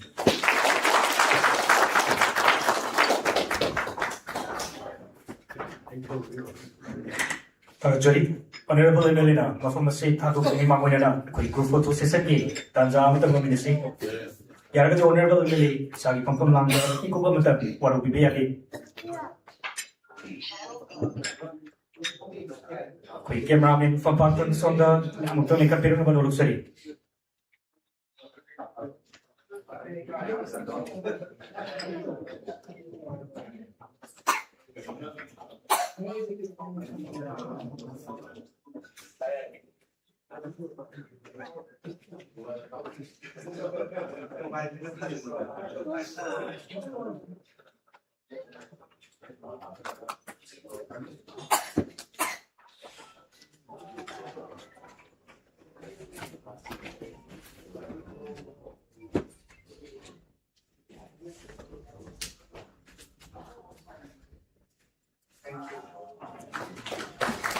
ꯊꯥꯒꯠꯆꯔꯤ ꯑꯣꯅꯔꯦꯕꯜ ꯑꯦꯝ.ꯑꯦꯜ.ꯑꯦ ꯋꯥꯡꯈꯩ ꯑꯦꯁꯦꯝꯕ꯭ꯂꯤ ꯀꯣꯟꯁꯇꯤꯇ꯭ꯋꯦꯟꯁꯤ ꯃꯤꯡ ꯑꯣꯏꯅ ꯄꯟꯖꯔꯕꯗ ꯁ꯭ꯔꯤ ꯀꯥꯡꯖꯝ ꯁ꯭ꯔꯤ ꯏꯁꯥꯒꯤ ꯆꯤꯜꯂꯕ ꯃꯇꯝ ꯀꯌꯥ ꯑꯃ ꯀꯥꯏꯊꯣꯛꯄꯤꯔꯒ ꯉꯁꯤꯒꯤ ꯊꯧꯔꯝ ꯑꯁꯤꯕꯨ ꯁꯔꯨꯛ ꯌꯥꯕꯤꯔꯝꯕ ꯑꯥꯏꯁꯥ ꯁꯥꯔꯚꯤꯁꯦꯁ ꯃꯅꯤꯄꯨꯔꯒꯤ ꯃꯥꯏꯀꯩꯗꯒꯤ ꯍꯥꯏꯅꯤꯡꯉꯥꯏ ꯂꯩꯇꯅ ꯊꯥꯒꯠꯄ ꯐꯣꯡꯗꯣꯛꯆꯔꯤ ꯑꯃꯗꯤ ꯏꯀꯥꯏ ꯈꯨꯝꯅꯖꯔꯤ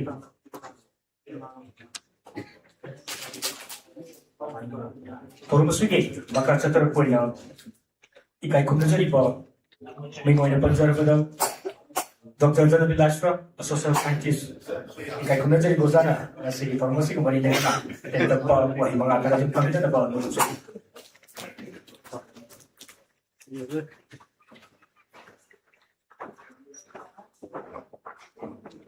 Well, Kurumjari, Alimutana, Imran, Palachai, Asigi, Nitonsi, Manipurong to talk to. There is maximum numbers of these widely different in Manipur. Widely Manipur, the contribution of people must have marked the name. Ramtang Mipam and Tamjage. I assume in the unknown I worry with the near to when I go through Buddhist dictums book, Buddhism ki dictums ki like a power, and my body champion. Hainko you worry. Hainko is not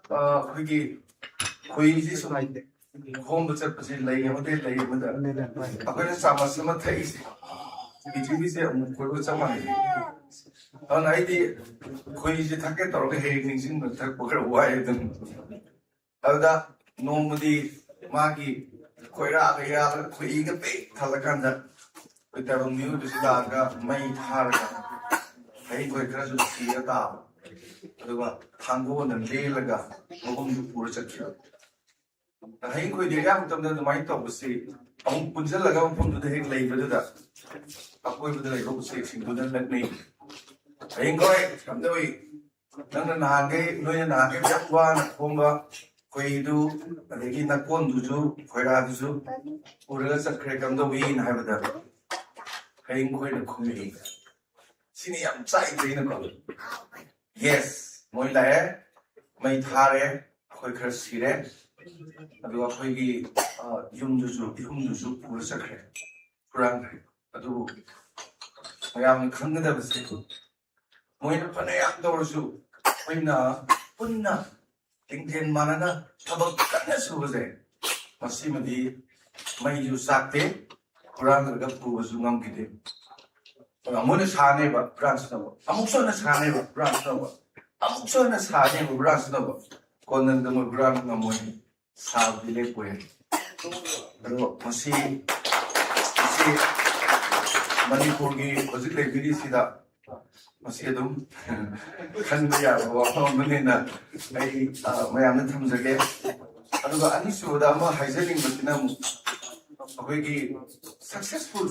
Success exercising must be accommodating Harvard. That is the shadow of each of the individuals. Me, you, mommy, human, passing lap here, it's not far from anybody. Laughter on the air is looking at the day, making me sick. And the mind of my part is so I got to learn the day. But with the book, Manga later, the immediately talked about. Mama talked about. Mangal Nisum Sanjin, Dr. Duni, Nasim Rana, Piliam, Tisu, Mangal Nisum Sanjin for us. Masak or Pomiam to Pala the Kaini, Jamana, I never that. Mangal Nisum Sanjin the six.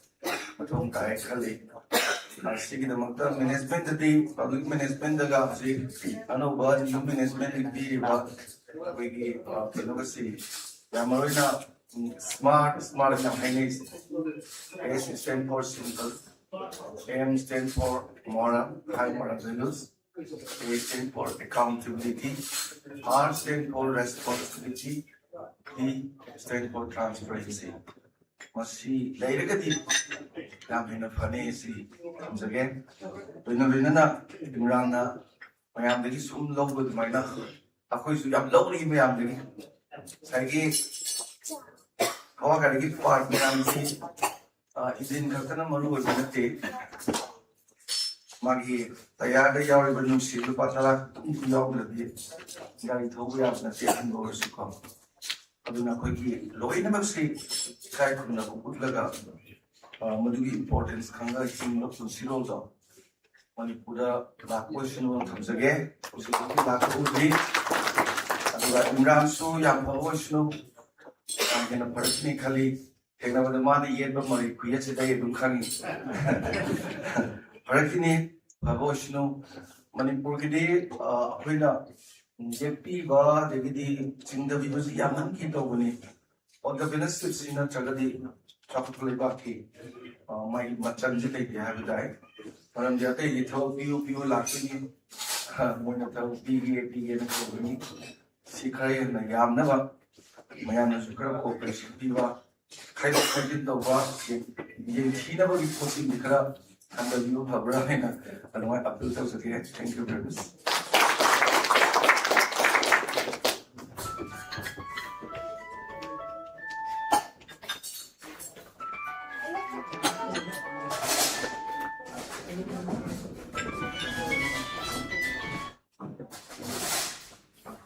Thagachari ikai Kanachari Dr. Navilashram, social scientist, Toy Hene Kudaku, Oibea, Malu, Kaya, Tambirabi.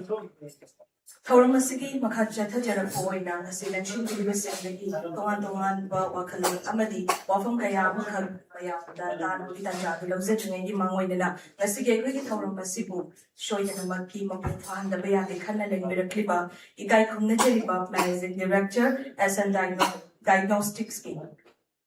Dr. Achumba, Ikai Kanachari Monastics, the Lankan Piratnaba, Noluchari, Amadi, Nasiki, Taurumasibu, Foster Biriba, Aisha Services, Ki, founder Boy Biriba, Ikai Kanachari, Inan, and Chambukudo,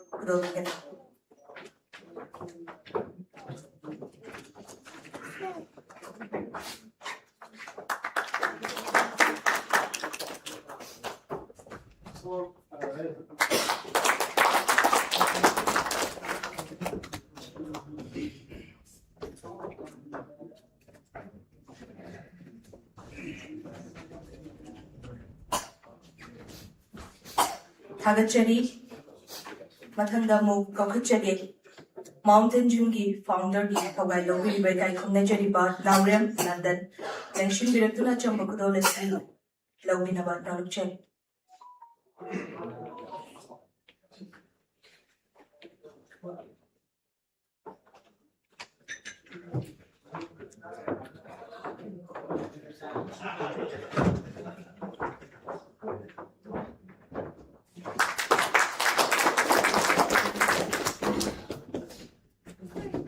Thagachari, Mathanda Kausinjage, Professor Soro Kaibam Kisoji, Men's Department, Manipur University, Ikai Kunachari Bana, Mayai Tambal Ready for Makalan, Kapiraptuna Chamukolo, Noluchari.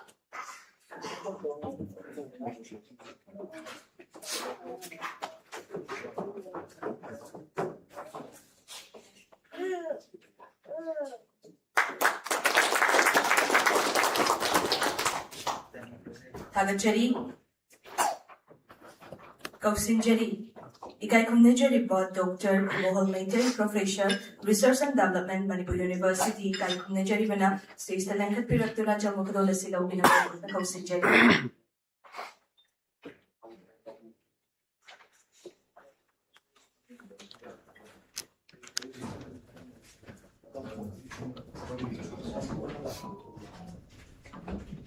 Research and Development Management University,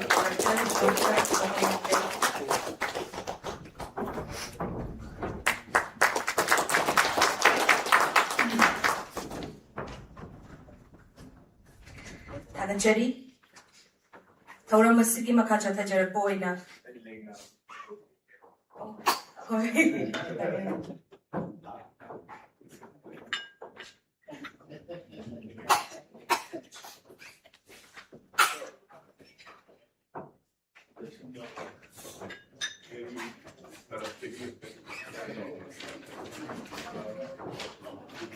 Ikai Kunachari Bosa, Dr. Ibohol Maydegi, Achamba Lanyana Makatan, Nasi, Aisha Services, the founder of Viriba, Emran Kanda, Kodota, beginning height in a Kapira, Kanakondo Cherry.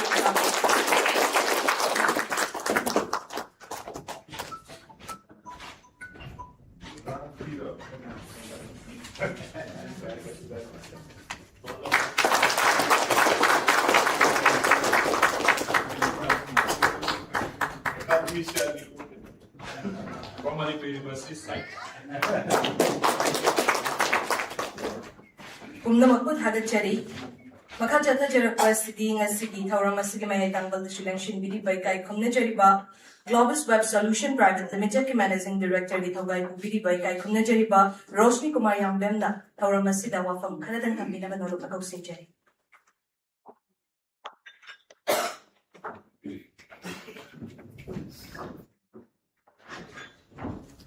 A very good evening, everyone. To Gahan Muttada, okay, a service of the Imran. I was invited to be a part of them, Thadasari. Otherwise, a city program city, for you get together in that. Otherwise, for you, Iran's number of Morga, that point is another program to carry the opposite. Imran, Kumzala. Saxon Pizarra, Pamela, Pumapon. Pang of 100. Numtinda Tenamo, the Kalatene, Numdag, the Pump of the Pluck, Tenagidre. Although Iran and this minor program was in bureaucracy, it was quite nostalgic. Away, say Tara, Iran made a trainer, say Tara, Muslim, the one 2014, didn't die came out. Although, Madame Duda. Thingnaबꯁꯤ ꯑꯩꯈꯣꯏ ꯑꯩ ꯌꯥꯝ ꯀꯟꯅ ꯑꯩꯈꯣꯏ dynamic Manipur ꯑꯣꯖꯥ ꯀꯦꯁꯣꯔꯖꯤ ꯑꯗꯒꯤ ꯑꯩꯈꯣꯏ ꯑꯣꯖꯥ ꯖꯤꯕꯣꯟ ꯑꯩꯈꯣꯏ ꯃꯌꯥꯝ ꯌꯥꯝ ꯀꯟꯅ ꯃꯅꯤꯄꯨꯔꯗ ꯑꯩꯈꯣꯏ ꯑꯣꯟꯇꯔꯄ꯭ꯔꯦꯅꯔꯁꯤꯞꯀꯤ ꯁ꯭ꯇꯥꯔꯠꯑꯞꯀꯤ ꯏꯍꯧ ꯑꯃꯈꯛ ꯍꯧꯕꯒꯤ ꯃꯣꯃꯦꯟ ꯑꯃ ꯂꯩꯈꯤ ꯃꯇꯝꯗꯨꯗ ꯑꯩꯈꯣꯏ MCCIꯒꯁꯨ ꯑꯩꯈꯣꯏꯒꯤ ꯀꯣꯔꯄꯁ ꯑꯃꯈꯛ ꯑꯩꯈꯣꯏ ꯏꯟꯚꯦꯁ ꯇꯧꯅꯕ ꯁ꯭ꯇꯥꯔꯠꯑꯞꯁꯤꯡꯗ ꯊꯥꯗꯅꯕ ꯍꯥꯏꯗꯅ ꯔꯥꯎꯟ 2-3ꯂꯛ ꯃꯤꯇꯤꯡꯗ ꯇꯧꯗꯅ ꯃꯌꯥꯝ ꯑꯃ ꯇꯧꯈꯤ ꯑꯗꯨꯃꯥꯏꯅ ꯑꯩꯈꯣꯏꯒꯤ ꯄ꯭ꯔꯣꯒ꯭ꯔꯥꯝ ꯃꯌꯥꯝ ꯑꯃ ꯆꯠꯊꯔꯛꯄ ꯃꯇꯝꯗꯨꯗ ꯑꯩꯈꯣꯏꯒꯤ ꯏꯝꯔꯥꯟꯁꯨ ꯁꯤꯒꯤ ꯍꯣꯇꯦꯜ ꯌꯥꯏꯐꯧꯗ ꯁꯤꯟꯕ ꯂꯤꯟ ꯁ꯭ꯇꯥꯔꯠꯑꯞ ꯋꯥꯔꯛꯁꯣꯞꯀꯤ ꯄ꯭ꯔꯣꯒ꯭ꯔꯥꯝ ꯑꯃꯗ ꯃꯥꯁꯤ ꯌꯥꯎꯈꯤ ꯀꯣꯟꯅ ꯈꯪꯕꯅꯤ ꯃꯥꯗꯨ ꯌꯥꯎꯈꯤꯗꯨꯗꯤ ꯃꯌꯥꯝ ꯌꯥꯎꯕꯅꯤꯅ ꯈꯪꯗꯦ ꯀꯅꯥꯅꯣ ꯍꯥꯏꯕ ꯑꯗꯨꯒ ꯃꯇꯝꯗꯨꯗ ꯑꯩꯈꯣꯏꯅ ꯗꯥꯏꯅꯥꯃꯤꯛ ꯃꯅꯤꯄꯨꯔꯗ ꯑꯗꯨꯃꯥꯏꯅ ꯌꯥꯎꯕ ꯄ꯭ꯔꯣꯒ꯭ꯔꯥꯝꯁꯤꯗ ꯌꯥꯎꯈꯤꯕ ꯄꯥꯔꯇꯤꯁꯤꯄꯦꯟꯁꯤꯡ ꯁꯨꯝ ꯑꯩ ꯒ꯭ꯂꯣꯕꯤꯁꯇ ꯑꯩꯈꯣꯏ ꯑꯗꯨꯝ ꯁꯦꯇꯔꯗꯦ ꯈꯨꯗꯤꯡꯒꯤ ꯅꯨꯡꯊꯤꯜ ꯄꯨꯡ 4ꯗꯒꯤ ꯐꯝꯃꯒ ꯑꯗꯨꯝ ꯅꯨꯡꯗꯥꯡ ꯄꯨꯡ 10 ꯇꯥꯕꯁꯨ ꯌꯥꯎꯏ 12 ꯇꯥꯕꯁꯨ ꯌꯥꯎꯏ ꯑꯗꯨꯝ ꯄꯨꯜꯂꯒ ꯑꯩꯈꯣꯏꯅ ꯇꯧꯔꯛꯄꯁꯤ ꯖꯁ ꯕꯤꯖꯤꯅꯦꯁꯁꯤꯒꯤ ꯋꯥꯔꯤ ꯑꯗꯨꯝ ꯁꯥꯕ ꯍꯦꯛꯇ ꯀꯩꯝ ꯇꯧꯕꯁꯨ ꯅꯠꯇꯦ ꯄꯩꯁꯥ ꯊꯥꯗꯕꯁꯨ ꯅꯠꯇꯦ ꯀꯩꯝ ꯅꯠꯇꯦ ꯆꯨꯝꯅ ꯑꯗꯨꯝ ꯐꯝꯃꯒ ꯆꯍꯤ ꯆꯨꯞꯄꯁꯦ ꯑꯩꯈꯣꯏ ꯊꯧꯁꯤ ꯕꯤꯖꯤꯅꯦꯁꯁꯤ ꯀꯃꯥꯏꯅ ꯇꯧꯗꯣꯏꯅꯣ ꯗꯦꯟ ꯑꯃꯅ ꯑꯃꯒꯤ ꯃꯇꯦꯡ ꯄꯥꯡꯅꯕ ꯑꯗꯨꯗꯒꯤ ꯉꯁꯥꯏꯒꯤ ꯑꯩꯈꯣꯏꯒꯤ ꯅꯍꯥ ꯃꯌꯥꯝꯁꯤ ꯄꯨꯟꯕ ꯃꯇꯝꯗ ꯌꯥꯝ ꯇꯣꯏꯅ ꯊꯦꯡꯅꯔꯤꯁꯤ ꯃꯥꯅꯗꯤ ꯕꯤꯖꯤꯅꯦꯁ ꯇꯧꯅꯤꯡꯉꯒ ꯃꯃꯥ ꯃꯄꯥ ꯌꯥꯗꯕ ꯁꯤ ꯋꯥꯟ ꯑꯣꯐ ꯗ ꯕꯤꯒꯦꯁ ꯄ꯭ꯔꯣꯕ꯭ꯂꯦꯝꯅꯦ ꯑꯩꯈꯣꯏ ꯅꯍꯥ ꯃꯌꯥꯝ ꯄꯨꯜꯂꯛꯄꯗ ꯑꯩꯅ ꯇꯣꯏꯅ ꯊꯦꯡꯅꯖꯕꯁꯤ ꯑꯗꯨꯗ ꯑꯩꯈꯣꯏꯒꯤ ꯏꯅꯥꯎ ꯑꯃꯁꯨ ꯌꯥꯎꯔꯝꯃꯦ ꯃꯇꯝꯗꯨꯗ ꯂꯤꯂꯣꯡꯗꯒꯤꯅꯤ ꯃꯥꯁꯤ ꯅꯣꯡꯃ ꯂꯥꯛꯑꯦ ꯃꯥꯁꯤ ꯑꯗꯨꯒ ꯃꯥꯅ ꯍꯥꯏꯕꯁꯤ ꯁꯥꯔ ꯆꯥꯛ ꯑꯝꯇ ꯀꯧꯖꯒꯦ ꯌꯨꯝꯗ ꯑꯗꯒꯤ ꯃꯥꯅ ꯍꯥꯏꯔꯝꯕꯗ ꯑꯩꯈꯣꯏ ꯑꯣꯖꯥ ꯙꯅꯕꯤꯔꯁꯨ ꯍꯥꯏꯔꯝꯃꯦ ꯑꯩꯈꯣꯏ ꯑꯣꯖꯥꯒ ꯑꯣꯖꯥ ꯙꯅꯕꯤꯔꯒ ꯑꯝꯇꯪ ꯀꯧꯖꯒꯦ ꯆꯥꯛꯁꯦ ꯀꯩꯒꯤꯅꯣ ꯅꯪ ꯆꯥꯛ ꯀꯧꯗꯣꯏꯁꯦ ꯑꯩ ꯌꯥꯝ ꯈꯪꯅꯕꯁꯨ ꯅꯠꯇꯦ ꯃꯥ ꯂꯥꯛꯏꯁꯦ ꯃꯥ ꯍꯥꯏꯁꯤ ꯁꯥꯔ ꯑꯩꯁꯤ MBA ꯂꯣꯏꯖꯔꯦ ꯑꯗꯨꯒ ꯌꯨꯝꯗ ꯊꯣꯛꯂꯛꯑꯒ ꯑꯩꯁꯤ ꯌꯦꯟ 200ꯃꯨꯛ ꯂꯣꯏꯖꯔꯅꯤ ꯑꯩꯈꯣꯏ ꯄꯥꯎꯅ ꯑꯩꯁꯤ ꯌꯦꯟ ꯂꯣꯏꯔꯦꯅ ꯑꯩꯁꯤ ꯑꯃꯨꯛꯇꯪ ꯑꯩꯅ MBA ꯇꯝꯍꯜꯂꯤꯁꯤ ꯅꯪ ꯌꯦꯟ ꯐꯥꯝ ꯇꯧꯅꯕ꯭ꯔꯥꯅ ꯉꯥꯡꯕꯗ ꯑꯩꯁꯤ ꯂꯣꯏꯔꯦ ꯑꯗꯣ ꯁꯥꯔ ꯙꯅꯕꯤꯔꯒꯁꯨ ꯑꯩ ꯀꯧꯖꯔꯒꯦꯅ ꯈꯟꯖꯔꯦ ꯑꯗꯨꯒ ꯁꯥꯔꯁꯨ ꯑꯃꯨꯛꯇꯪ ꯂꯥꯛꯄꯤꯔꯒ ꯑꯩꯒꯤ ꯏꯃꯥꯒ ꯄꯥꯕꯨꯡꯒꯁꯦ ꯑꯃꯨꯛꯇꯪ ꯑꯩꯅ ꯇꯧꯔꯤꯁꯤ ꯑꯃꯨꯛꯇꯪ ꯒ꯭ꯌꯥꯟ ꯇꯥꯍꯟꯕꯤꯌꯣꯅ ꯍꯥꯏꯕ ꯃꯁꯤ ꯑꯩꯈꯣꯏꯒꯤ ꯅꯍꯥ ꯃꯌꯥꯝꯅ ꯋꯥꯛ ꯇꯧꯔꯛꯄꯗ ꯑꯣꯟꯇꯔꯄ꯭ꯔꯦꯅꯔ ꯑꯣꯏꯒꯦ ꯀꯥꯏꯅ ꯈꯜꯂꯛꯄ ꯃꯇꯝꯁꯤꯗ ꯁꯤꯒꯤ ꯑꯆꯧꯕ ꯑꯩꯈꯣꯏ ꯄꯩꯁꯥ ꯂꯩꯇꯕꯒꯤ ꯑꯗꯨ ꯑꯗꯥ ꯀꯥꯏꯁꯤꯗꯤ ꯑꯃꯨꯛ ꯌꯥꯝꯅ ꯊꯥꯞꯈ꯭ꯔꯦ ꯍꯥꯏꯇꯥꯔꯦ ꯃꯁꯤꯒꯤ ꯄ꯭ꯔꯣꯕ꯭ꯂꯦꯝꯁꯦ ꯌꯨꯝꯗ ꯂꯩꯔꯤꯕ ꯏꯃꯥ ꯏꯄꯥꯁꯤ ꯅꯨꯃꯤꯠ ꯈꯨꯗꯤꯡꯒꯤ ꯑꯗꯨꯃꯥꯏꯅ ꯉꯥꯡꯅꯔ ꯀꯥꯟꯁꯤꯗꯗꯤ ꯉꯁꯥꯏ ꯑꯣꯟꯇꯔꯄ꯭ꯔꯦꯅꯔꯁꯤꯞꯀꯁꯦ ꯑꯗꯨꯝ ꯊꯣꯝꯖꯤꯟ ꯂꯥꯟꯊꯣꯛꯇ꯭ꯔꯤꯉꯩꯗ ꯑꯗꯨꯝ ꯁꯤꯈꯤꯕꯒꯤ ꯃꯣꯃꯦꯟ ꯑꯃꯈꯛ ꯂꯩ ꯃꯁꯤꯒꯤ ꯄꯥꯔꯠꯁꯤ ꯑꯩꯅ ꯊꯦꯡꯅꯖꯕꯗ ꯑꯩꯈꯣꯏ ꯅꯍꯥ ꯃꯌꯥꯝ ꯄꯨꯜꯂꯒ ꯁꯨꯝ ꯐꯝꯃꯤꯟꯅꯀꯥꯟꯗ ꯃꯁꯤꯒꯤ ꯄꯥꯔꯠꯁꯦ ꯑꯩꯈꯣꯏꯅ ꯑꯣꯚꯔꯀꯝ ꯇꯧꯕ ꯉꯝꯃꯤ ꯃꯁꯤ ꯑꯩꯈꯣꯏꯅ ꯄꯩꯁꯥꯅꯁꯨ ꯌꯥꯗꯦ ꯀꯩꯝ ꯌꯥꯗꯦ ꯑꯗꯨꯅ ꯉꯁꯥꯏꯒꯤ ꯑꯩꯈꯣꯏ ꯄꯨꯟꯃꯤꯟꯅꯔꯤ ꯃꯌꯥꯝꯁꯤꯗ ꯑꯃꯅ ꯃꯥꯒꯤ ꯏꯁꯀꯤꯜꯁꯤ ꯂꯣꯏ ꯊꯦꯡꯅꯅꯔꯤꯕꯅꯤꯅ ꯀꯩꯝ ꯈꯜꯂꯨꯅꯨ ꯑꯩꯁꯨ ꯑꯩꯈꯣꯏ ꯄꯥꯎꯅ ꯁꯨꯃꯥꯏꯅ ꯑꯗꯨꯝ ꯍꯥꯏꯔꯝꯃꯤ ꯉꯥꯛꯇꯅꯤ ꯍꯥꯏ ꯑꯗꯣ ꯍꯥꯏꯔꯤꯁꯤ ꯃꯇꯝꯗꯨꯗ ꯑꯩꯈꯣꯏ ꯕꯤꯀꯤꯆꯥꯟ ꯐꯨꯗ ꯋꯥꯏꯐꯥꯏꯒꯤ ꯕꯤꯀꯤꯆꯥꯟꯒꯤ ꯄꯥꯎꯡꯁꯤ ꯑꯩꯁꯨ ꯄꯥꯎ ꯅꯤꯡꯁꯤꯡꯉꯤ ꯃꯥꯁꯤ MUꯗ ꯊꯕꯛ ꯇꯧꯕꯅꯤ ꯑꯗꯣ ꯕꯤꯀꯤꯆꯥꯟꯁꯤ ꯀꯝꯄ꯭ꯌꯨꯇꯔ ꯏꯟꯖꯤꯅꯤꯌꯔ ꯂꯣꯏꯔꯒ ꯑꯩꯈꯣꯏꯒꯤ ꯃꯦꯅꯦꯖꯃꯦꯟ ꯂꯤꯟꯁꯇ ꯑꯃꯨꯛ ꯇꯝꯃꯛꯄ ꯁꯥꯇ꯭ꯔ ꯑꯃ ꯑꯗꯣ ꯃꯈꯣꯏꯅ ꯐꯨꯗ ꯋꯥꯏꯐꯥꯏ ꯍꯧꯔꯛꯄ ꯃꯇꯝꯁꯤꯗ ꯀꯩꯗꯧꯒꯦꯗ ꯃꯣꯏꯅ ꯃꯣꯄꯦꯠ ꯑꯃꯈꯛ ꯂꯩꯔꯒ ꯀꯦꯅꯦꯗꯤꯒ ꯃꯣꯏꯅꯤꯁꯤꯅ ꯍꯥꯞꯄꯦꯟ ꯑꯃ ꯁꯦꯠꯂꯒ ꯔꯦꯁꯇꯨꯔꯦꯟꯗꯒꯤ ꯑꯆꯥꯄꯣꯠꯁꯦ ꯂꯧꯔ ꯊꯤꯟꯕ ꯍꯥꯏꯇꯥꯔꯦ ꯃꯣꯏ ꯄꯥꯕꯨꯡꯅ ꯉꯥꯡꯕꯁꯤ ꯑꯩꯅ ꯅꯪ ꯏꯟꯖꯤꯅꯤꯌꯔ ꯇꯝꯃꯟꯗꯅ ꯃꯦꯅꯦꯖꯃꯦꯟ ꯇꯝꯃꯜꯂꯤꯁꯦ ꯑꯆꯥꯄꯣꯠ ꯊꯤꯟ ꯆꯠꯅꯕ ꯍꯥꯏꯕꯗꯤ ꯃꯁꯤꯒꯤ ꯑꯩꯈꯣꯏꯒꯤ ꯚꯦꯂꯨ ꯁꯤꯁꯇꯦꯝꯁꯤ ꯑꯩꯈꯣꯏꯅ ꯊꯥꯏꯅꯗꯒꯤ ꯂꯩꯔꯛꯏꯕ ꯄ꯭ꯔꯤ ꯑꯣꯟꯇꯔꯄ꯭ꯔꯦꯅꯔꯁꯤꯞ ꯏꯔꯥ ꯍꯥꯏꯕ ꯇꯥꯔꯦ ꯑꯩꯈꯣꯏ ꯊꯕꯛ ꯑꯃ ꯇꯧꯔꯒ ꯁꯨꯝ ꯒꯣꯔꯃꯦꯟꯗ ꯊꯕꯛ ꯑꯃ ꯇꯧꯔꯒ ꯂꯩꯕꯒꯤ ꯁꯤꯒꯤ ꯁ꯭ꯇꯦꯠꯇ ꯂꯩꯔꯤꯕ ꯑꯍꯜ ꯂꯃꯟꯁꯤꯡ ꯏꯃꯨꯡꯗ ꯄꯣꯛꯎꯕ masa amana first generation entrepreneur mo in tholakpa tamda quite fast man thengnari ba atau wall si mai pa se masi bai na ha ba sum pun mu degi khangak pani ado ai mat ki dia tu ki pon dai ki kai go ai ma pa ko na ta le ki dram dira gram ta sai ai apa ko dum tor lai ado sida Imran si ha ba thenare thena kanda ai na me am thengar poda Imran si one of the kai hani yamna ko ki pangtak sudan ki ta ta wa yamna hai simba ki ta ta poi de ado ka ma ki pang si ma ha da ma class 12 ka da ma 12 alai da lai da bane ado ma si matam da templates da kali da wana ado ma si la ji templates ki uniform se da lai akoi kristala ko tam da ado ka ma na ha si sa sa na bazar da po sai ti pura ga pura ga sai to la da theng re ko da ka ha ya ma yaw ado ado ki mana matam da lilong da magi pabung da phabum ba dukan du no mai na thwa le ai wa ka thabam sa lo halak ba sa tam sang ri lo wa sa ni tu ri ba dukan am thali adu da ki distill water ko masu yo no male adu ki akoi ki SS electronics ki some solar ki kai ki something adum ba khara ka le adu da Imran ai da thengna da ai na thengna sa ko koi mai ma ka iste nei thamre amda Imran wari shab bai da de da sum la ga my business plan sum li ba tam mai wari li long ni shwe ne no mai wari si sai sa ga last my business li long de jo shin adu ga mai wa khan da ko la tan wi wa khan da mai ta da ai hai no Imran li long ni yung ga ni family si ga ni adu na wari si ko da ta wari to li long de pu lo mai wari de da dai ado nani wai si mo thang na smai dos nana hek long mo wai si ka hai ye na khala ko mi ko da Manipur ro wa to chin bo nang da am smai hai ka da du mi si gi ma tung de gi Imran si Manipur si si to ye da o da wai sa me ma li long hai tre wai Manipur sa Manipur de si to bi ni ha ha na ai li long da sa si to ye ka da ado ma si apna yamna live potiman But adubu apoi wakhanda lai ba si belief system ji masi thuga je that is the first step of any success living kaji na me am sum ka adu ya interesting hoye ji apoi Imran mana Manipur ai ba wai si tao sin do khanga da adu ma ga ye mathang tha o mari tha tru le ji na kan da di ma ki customer se ukhul da su le me adu shinap ji su le ma ni no wa yo ta ang lai 맞아 신압 뒤도 자폭 잡고 있네. 아뭐 말은 Manipur 와이 신도들이 신압 뒤다는 그 자폭 멈추 잡을래 하이다. 한 이놈 같은 처음에 신압 뒤 욕실래 하이다. 아 많이 돌아가 와이 비즈니스 expand. 아니 expand도 하라간다. 거기나 군인다. 나하면 아무 만음다. 와이게 한바 벤론 판기바 나하지 이거라 아니다. 아이 군인이 암지다.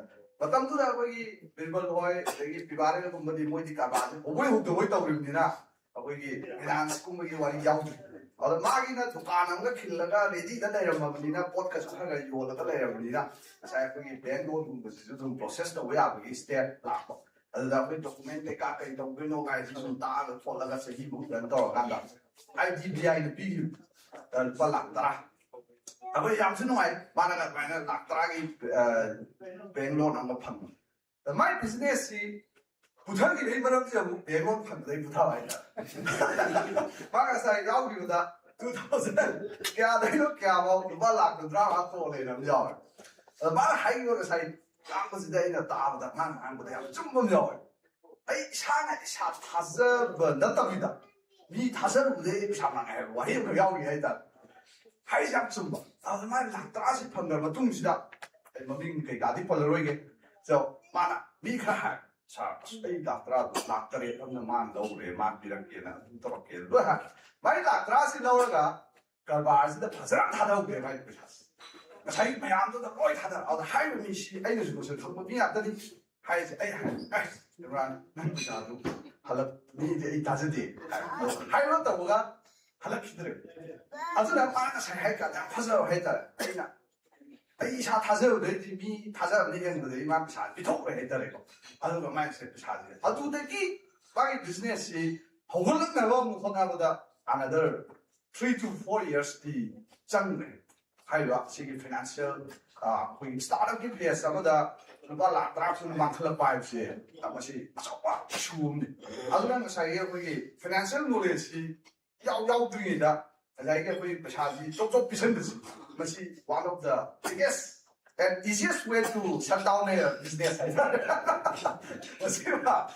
아이수 어떻게 본인들 되게 그러고 어디디 third point나 앞에 사이 임라나 폴리 포토만 포토래 마이 가이 포토로 상대는 포토래 아도 IT 과티다 잡더니 IT 과티다 거기 뭐냐 국가문화 entrepreneurship 프로그램 을 실리 아다 스피커 오이나 corporate 잡아 아다 마담도 거기 양다수 야위 빌버드 게네디 거기 맵시 포르 머니푸르 한번만 반통 포럼도 와래다 거기 말해 주세요 아다기 임란죠 아도 에 정신 뭐에 플라이 티켓 파이시는 좀 알아요 저가 잘해 아다 임란나 하나간다 막 하기 있으니 누미 홈니 프로그램 지도 간다 임란지 와 아무 강이 되다 그 말이야 자기 팀이 안 되면 생각한다 자기 여기 keyboard and in pretty complex boy they 왕한 것에 hindi english 또 나하나 보지 숨안 했다 니는 뭐 부르 숨만 거의 숨 내입니다 지 저와 막이 챌린지 뭐이 막 아이 것이 아이 어떤 것이 왕한 거기 아이 기비 보시 투가야 얼마나 칼레가 만다 없이 더 이런 플라이트게시 까까가 들리면 뭐지 까까가 렘즈가 리살레 했다 칼레가지 나마이도 간다 와막 콜파 시가시 수 남이 아두가 마기 퍼스널리티시 브라 체인 스토리 했다 아도 스마이도나 그나 하이바 가마이나 만나 트랜스폼 또 비게 헬스 아도 하이브싱시 아이유이나 아이유에 좀 나하면 안 본다 아이유 나하는 그제니 아도 나하면 안 본다 지다 아이도 부서 저게 양화임시 심화임 너도 뭐는 안 본듯이 자기 만 아한다 키우는 주도만 셀렉티브 테스트게 와가 만 와버기 와리 아도 사이에 humle 간다 마스나 무 카라 몽다라 아바 어디 칼레가 까르가 레파 시세 보기 시네마들이 연간 픽션이요 사록하는 꿈들이 말이 아주 로도 사회비 사품 내다 훨씬 더 꿈이생지나 시비 랩 라이프 이 시네마의 꿈이시 아주나 자기 시기를 랩 라이프 시네마지다 꿈이가 제로진지나 아시메로 이렇게 했어 사록하는 거는 또 뭐시 자생나 뭐 콜메아서 꿈간다 아코이 샤드스 인스파이어 아코이 한남은징 꿈들에게 인스파이어 우리 모티베이션 남아 아주가 나면서 꿈간다 아코이나 뭘 기분 같다 야 와나 호흡 스텝도 마치 우리 그들이 아이게 드시대서 그들 장도 지지나 자기가 아코이 샤드스 humility 하이라 humbless에 뭐가 realize도 오 이거 스마일 만데 이 스마일 수대되고 스마일 시와이 스마일 와르미니 꼭 샤가 이제가 칼리 아두가 at the same time 아코이나 돌미는 것답니다 아코이나 기타 망가서 무슨지가 분듯이 아코이 샤기 스테이스에서 에 샤도 아코이 샤팔린 주방의 파밀 샤팔린 같은 거지 샤팔린 생각하지 않고 이래 아주 뭐 아코이나 마담두도 2006, 7 차이나 비즈니스 하고 한답니다 샤팔린이 마담두다 아코이 스코피오 블랙 스코피오지 않잖아 마담 샤기 스코피오를 내렸답니다 자기 로테이 클럽 사드블리가 샤팔린이나 세크레터리 프레시던트라고 오이버 타이밍 거 레이키 아주 간지다 아코이 샤팔린이 아코이 스코피오지다 아코이 하빠가 로테이 클럽 했다 마담두다 보니 좋아한다 투일러는 그만 레이시게 칼리 마담디고 하이스 감지다 사회나 마이너가 적합지다 아코이스 사회 와리시 따라간다 why not 아코이스 배우는 거죠 하이스 인스피레이션을 받고 내가 그 로테이 클럽 그거 썼단다 사드블리기 야파이바 와리네 지라 이게 하이따라 인스피레이션 펀드스 마담두다 아코이나 비즈니스 또 제시사 자인들 빨라니 홍다 떨고 어려워지 야 하라우드네요 시기 혹시 뛰는 사이는 담시다 농어로 데이클럽 펀천지다 사담이나 스테이스 살짝 가하다가 제구나 뭐 잘 사업부터가 빨라 따라기 돌리시는 사업도 못했다 아이는 오늘 칼리지는 사 사이보다 가만히 빨라 홍기 보여올라디 가만히 또 드노라 시 가만히 또 드노라 칼리지다 잘 빨라 따라이시 진도네 또 간지다 에이 칼리 거의 칼리지나 딱 이게 한 시 가만 컴퓨터 칸다 사람은 뭐시지 아이가 칼리지 4 times 5 times 비능함네 비토권이고 맘이지 딴만데 뛰고 미미하면 락드라 가만히 컴퓨터 칼리 사람은 락드라 가만히 비시게 컴바이다 아들이 컴네 오 트위터지 사람은 비시와나 코이수 노모디 막 비야에 사 가만히 칼리 아주 우리 코이수 가가 비리에서 사 락드라 지옥비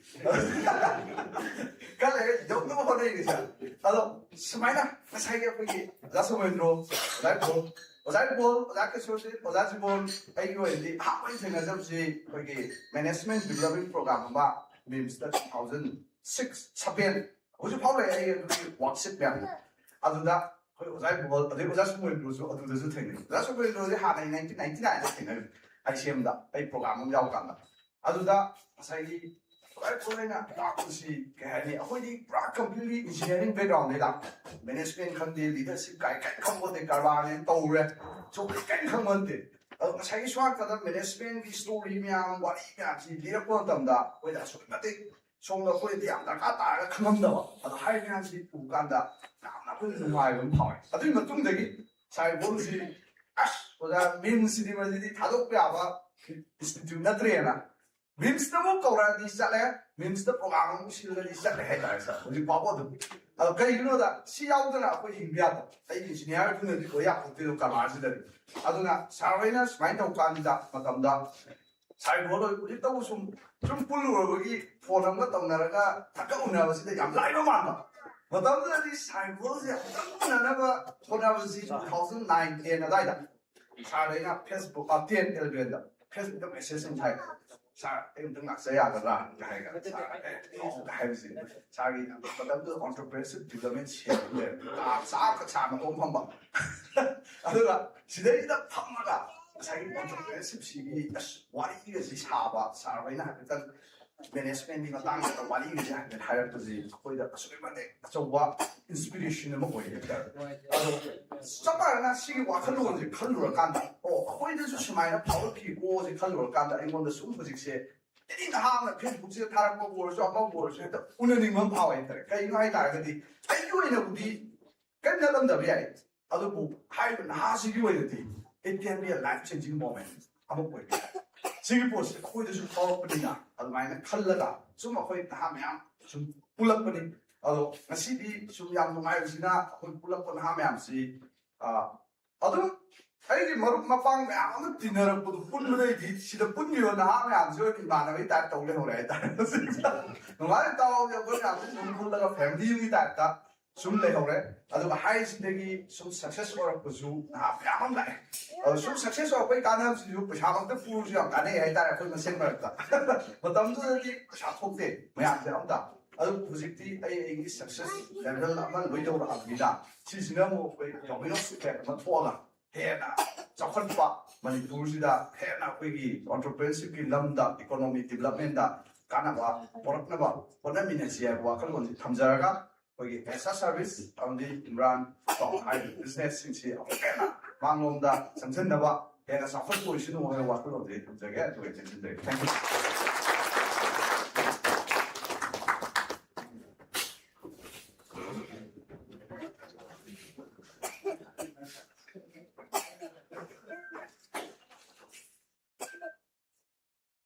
Kalajai.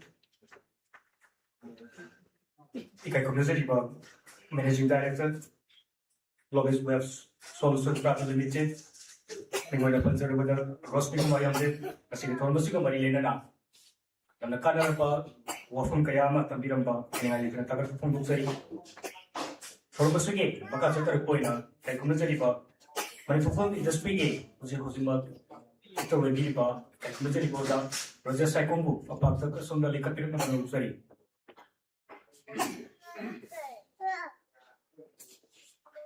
Ajam the Kutola Street, I saw services Manipuri, Kauji Hosima, found to win a living by Kakunazari Rosa, and Imran Khan in the beginning.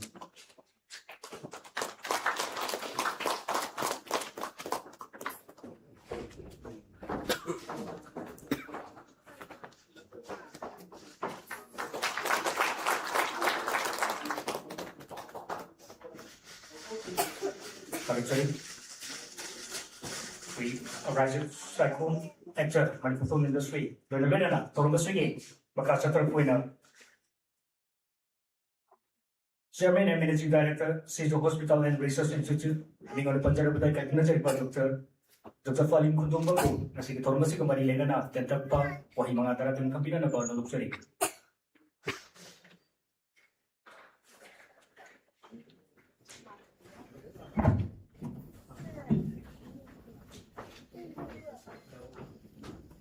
Good evening to all the invited guests.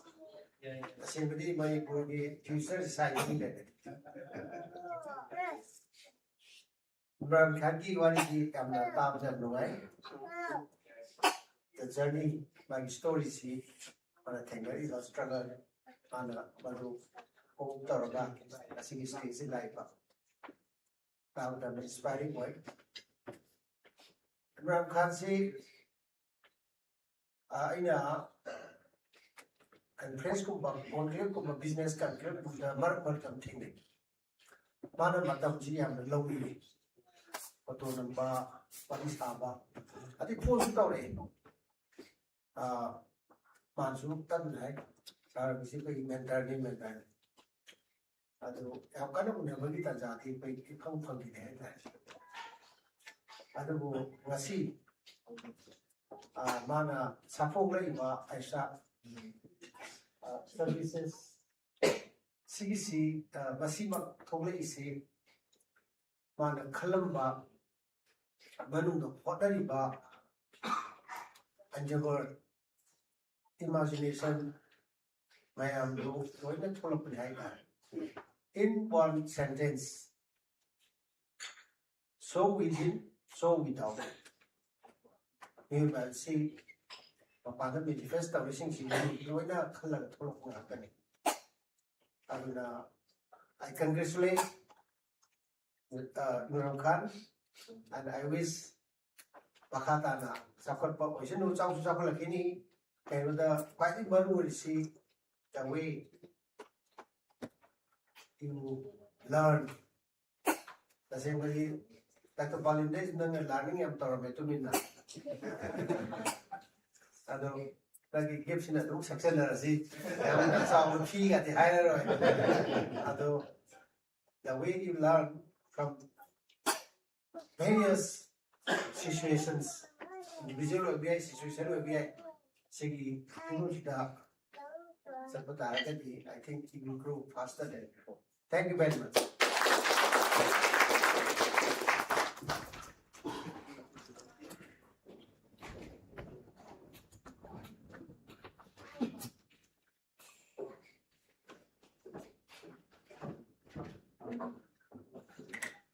Thadachari, Kaikunajari Ba, Dr. Palini Kundongbang, Chairman and Managing Director, CJ Hospital and Research Institute, Thoramasiki Makat Jatha Jabada, Kausinjari, Thoramasika, Marilena Tentako, Father Thambinaba, Managing Director of Electrographic Science Private Limited, Mumbai, Haji Sirajuddin Sheikh, Ozahu, Stacey Lankapiratuna, from Kanadam Fondo Pinabanaruche.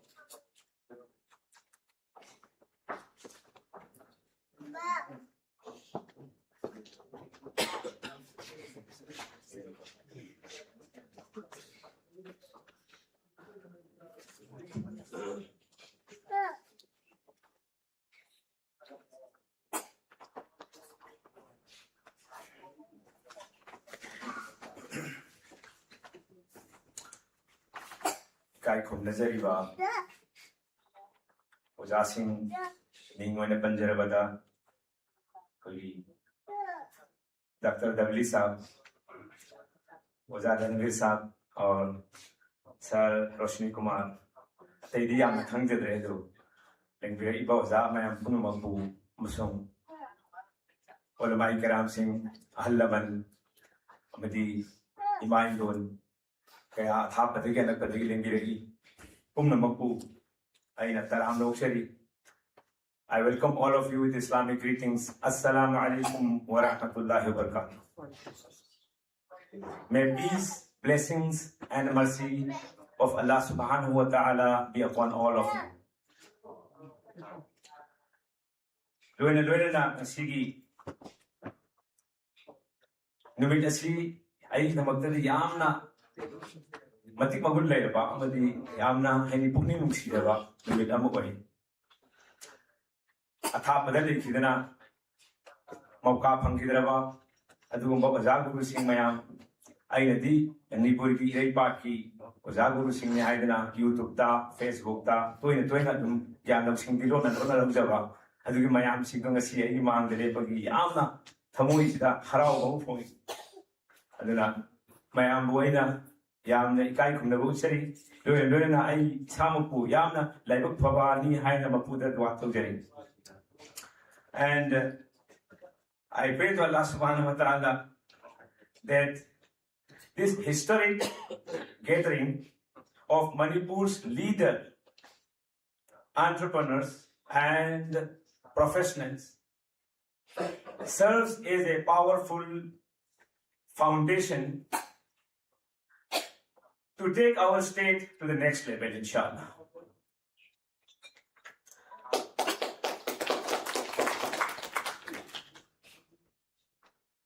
ꯑꯄꯨꯟꯕꯒꯤ ꯄꯥꯡꯒꯜ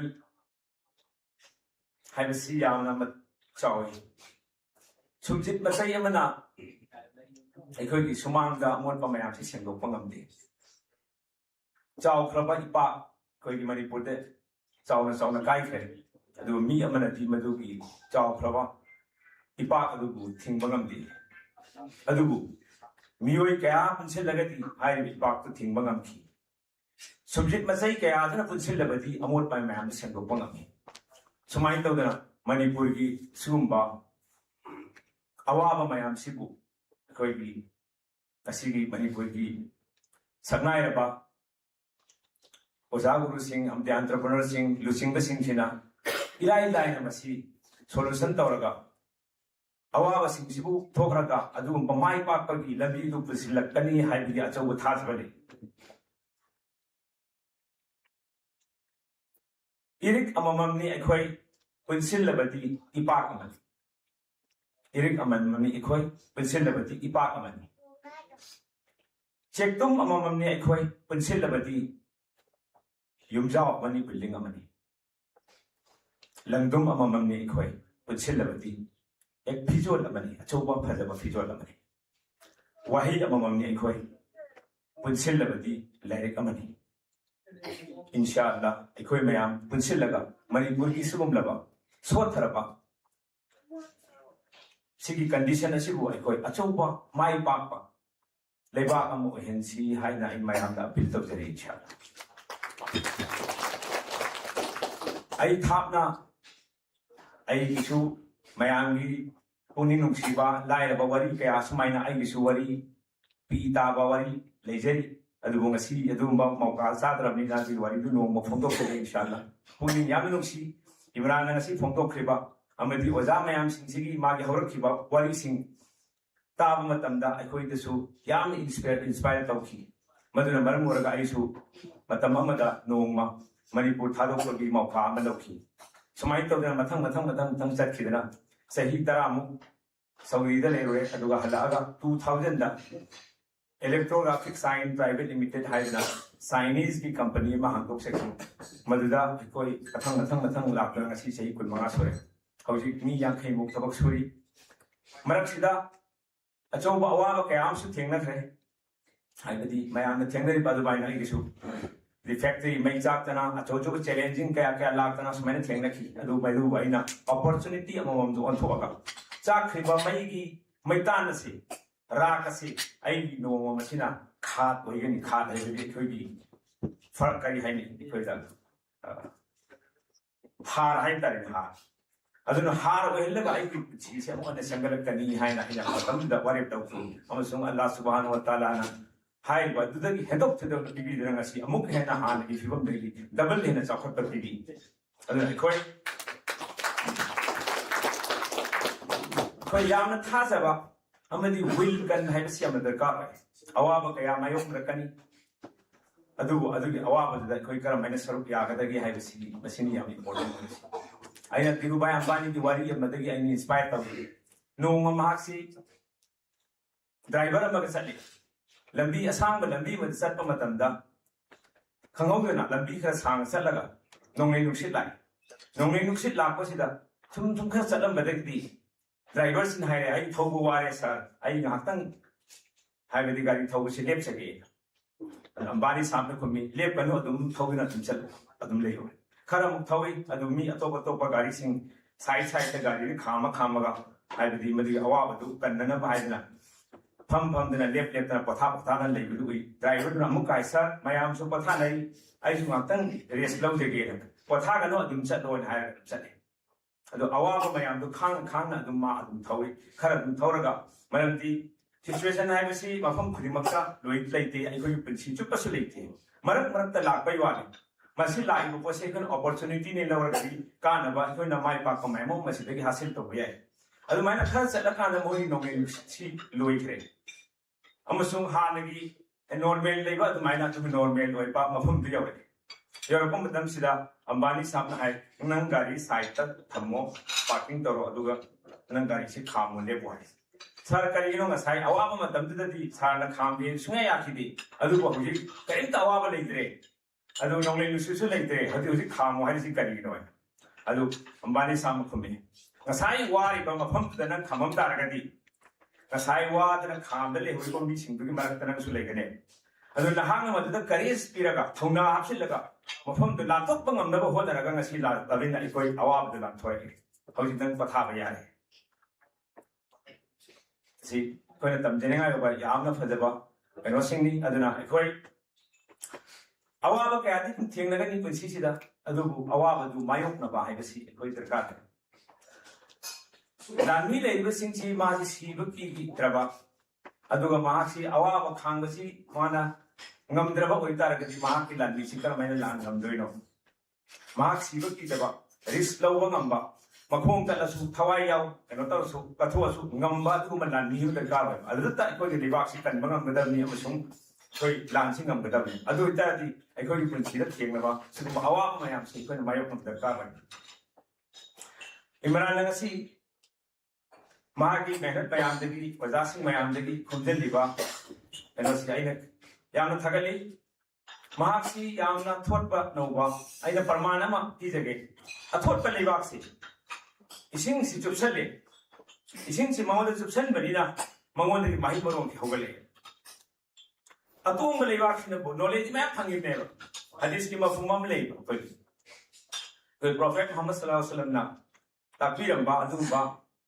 प्रमाण में ले मदली नियोय मखल अहुम सि लेबाक मखल अहुम को प्रमाण तवे अतोंग लेबाक मसिदे इसिंग सि तारके इसिंग तारई अदु इसिंग सि चेन थरक अदु सखिने अदु मीसु मान घमन लेबा खुदानी चावबा मान नॉलेज सि मैम लाकने मयाम दगी अदु मान खोइसु खंगीदा स्यादा तवरिने इन हायरगा पुली थोकने अदु नमा की छु कई काना खिदरे अपट लेबा इसिंग सि तारकनी अदु इसिंग तुमसल लई तुमसल लेबा इसिंग सि माना चुपसंद्र मिना ममोदक माहि बरों को होलके अदुमाइन तुना मीसु नॉलेज मैम खोजलनी नॉलेज की गोदाम हम लेरनी अदु मांग मदु प्रैक्टिस तौदबनिया निमित खुदिंग मागी डे टू डे लाइफ ता सिनदबनिना मांग मन सु कई कान फंगदे मसागे सु अतोपगे अकुट अहोम लेबाक्सिना इसिंग लाक से मान चुपसलमिना मांगोदगी माहि बरों की होगले अदु मया मसागे सु कानरे मियाम सु कानबी समाइन तौदना कोइना मीसी लाइफ नॉलेज से मान चुपसनबा means man and we couldn't get to the life to practice over doing an and the sum of that talk. I do it directly. He went the Mahibaro oxidation upon our pop who had a way of the pan whisky. He went the can of the Mahibaro. The way of the pan book who shake one up. Why young pan ended it with Kandi Kale. Misu, enough on the sea, Nisiam enough to listen to the Kangel. I do Masik Carmine enough to let you know why is it Carmine pan why they could condense. कोई तो imagine तो उसे लेबाक सिंगी मथक सिदनेबो उपाम बिसौरिसी उपाम बिसदनेबो उपाम कोई वही ma'am policy अदु वही ma'am policy कमाई पालिबनो हाइबसिदे कोई थुलुना थिजनदे अदु लेबाक से कोतो उकी उकी मरा मैम चलंगने मा खास मीनु उतरो अदुना माना अनसीन मेहनत एवं तौरिने लेबाक मन सुमाई तोदना ngasi koi phawraba miyoi mai ba ba miyoi di moi gi unggun mari gi ahing nung thin se moi da koi uba ngam daba mehnat pam tawrine aduna maram orega ma koi na lekile mathak ta ohi pa lekne adu imran da su adu gi gun sing du mashallah adum cheli mangona khangming bagi ꯌꯥꯝꯅ ꯈꯧꯔꯥꯡꯕ ꯑꯗꯒꯤ ꯇꯝꯅꯤꯡꯕꯒꯤ ꯑꯄꯥꯝꯕ ꯌꯥꯝꯅ ꯂꯩꯕ ꯇꯝꯕ ꯍꯥꯏꯕꯁꯤ ꯌꯥꯝ ꯗꯔꯀꯥꯔꯅꯤ ꯑꯣꯖꯥꯁꯤꯡꯅꯁꯨ ꯇꯥꯛꯄꯤ ꯑꯩꯅꯁꯨ ꯑꯗꯨꯝ ꯍꯥꯏꯕꯗꯤ ꯌꯥꯝꯅ ꯀꯩꯅꯣ ꯇꯧꯖꯩ ꯑꯗꯨꯅ ꯂꯔꯟ ꯍꯥꯏꯕ ꯄꯣꯠꯁꯦ ꯁꯤꯗꯅꯦꯕ ꯑꯥꯔꯟ ꯂꯩꯔꯤꯁꯦ LEARN ꯂꯔꯟ ꯍꯥꯏꯕꯁꯤ ꯁꯤꯗꯅꯦꯕ ꯑꯥꯔꯟ ꯂꯩꯔꯤꯁꯦ ꯑꯗꯨ ꯑꯣꯏꯇꯥꯔꯒꯗꯤ ꯑꯩꯈꯣꯏ ꯂꯔꯟ ꯇꯧꯕꯁꯤ ꯌꯥꯝ ꯗꯔꯀꯥꯔ ꯑꯥꯔꯟ ꯇꯧꯅꯕꯒꯤꯗꯃꯛꯇ ꯑꯗꯣ ꯑꯩꯈꯣꯏ ꯃꯌꯥꯝ ꯄꯨꯟꯁꯤꯟꯅꯁꯤ ꯆꯥꯎꯈꯠꯃꯤꯟꯅꯁꯤ ꯏꯟꯁꯥꯜꯂꯥ ꯑꯗꯨꯅ ꯉꯁꯤꯒꯤ ꯅꯨꯃꯤꯠꯁꯤ ꯌꯥꯝꯅ ꯅꯨꯡꯁꯤꯕ ꯄꯨꯛꯅꯤꯡ ꯅꯨꯡꯁꯤꯕ ꯑꯗꯨꯒꯨꯝꯕ ꯍꯤꯁꯇꯣꯔꯤꯛ ꯒꯦꯗꯔꯤꯡ ꯑꯃ ꯑꯣꯏꯔꯦ ꯑꯗꯨ ꯑꯩ ꯃꯌꯥꯝꯗꯁꯨ ꯕꯥꯔꯇꯣꯟ ꯑꯃꯇꯪ ꯄꯤꯖꯒꯦ ꯃꯨꯝꯕꯩꯗ ꯂꯥꯛꯄꯤꯌꯨ ꯑꯗꯨꯒ ꯑꯣꯖꯥꯁꯤꯡꯁꯨ ꯕꯥꯔꯇꯣꯟ ꯄꯤꯖꯔꯤ ꯃꯨꯝꯕꯩꯗ ꯇꯥꯟꯖꯥ ꯂꯧꯔꯒ ꯂꯥꯛꯄꯤꯌꯨ ꯑꯗꯨꯒ ꯑꯩꯒꯤ ꯀꯣꯟꯇꯦꯛ ꯅꯝꯕꯔꯁꯨ ꯂꯧꯕꯤꯌꯨ ꯑꯗꯣ ꯑꯃꯨꯛꯇꯪ ꯃꯌꯥꯝꯕꯨ ꯑꯩꯅ ꯃꯐꯝꯁꯤꯗ ꯂꯩꯇ꯭ꯔꯕꯅꯤꯅ ꯑꯥꯗ ꯂꯥꯛꯑꯒ ꯁꯦꯕꯥ ꯈꯤꯇꯪ ꯇꯧꯕꯒꯤ ꯃꯗꯨꯒ ꯈꯨꯗꯣꯡꯆꯥꯕ ꯑꯃꯇꯪ ꯄꯤꯕꯤꯌꯨ ꯍꯥꯏꯅ ꯍꯥꯏꯖꯔꯒ ꯂꯣꯏꯁꯤꯟꯖꯔꯤ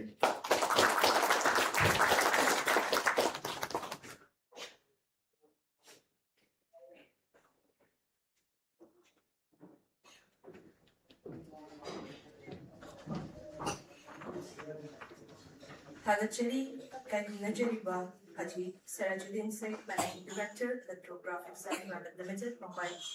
Makachatha Jarapa City, City, Taurumasida, Mayatamba Election Diva, Ikai Kunajariba, Dr. Ibohan Major, Director, Research and Development, Manipur University, now, of Kadam Hong Never Constitution.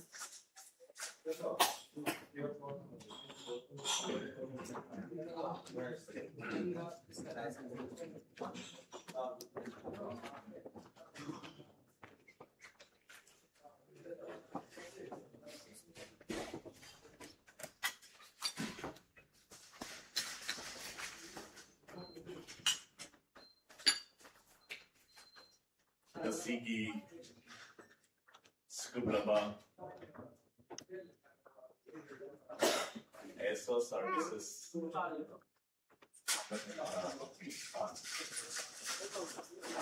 This expensive one. Sigi and the names Biliba. Thanks to the Biliba.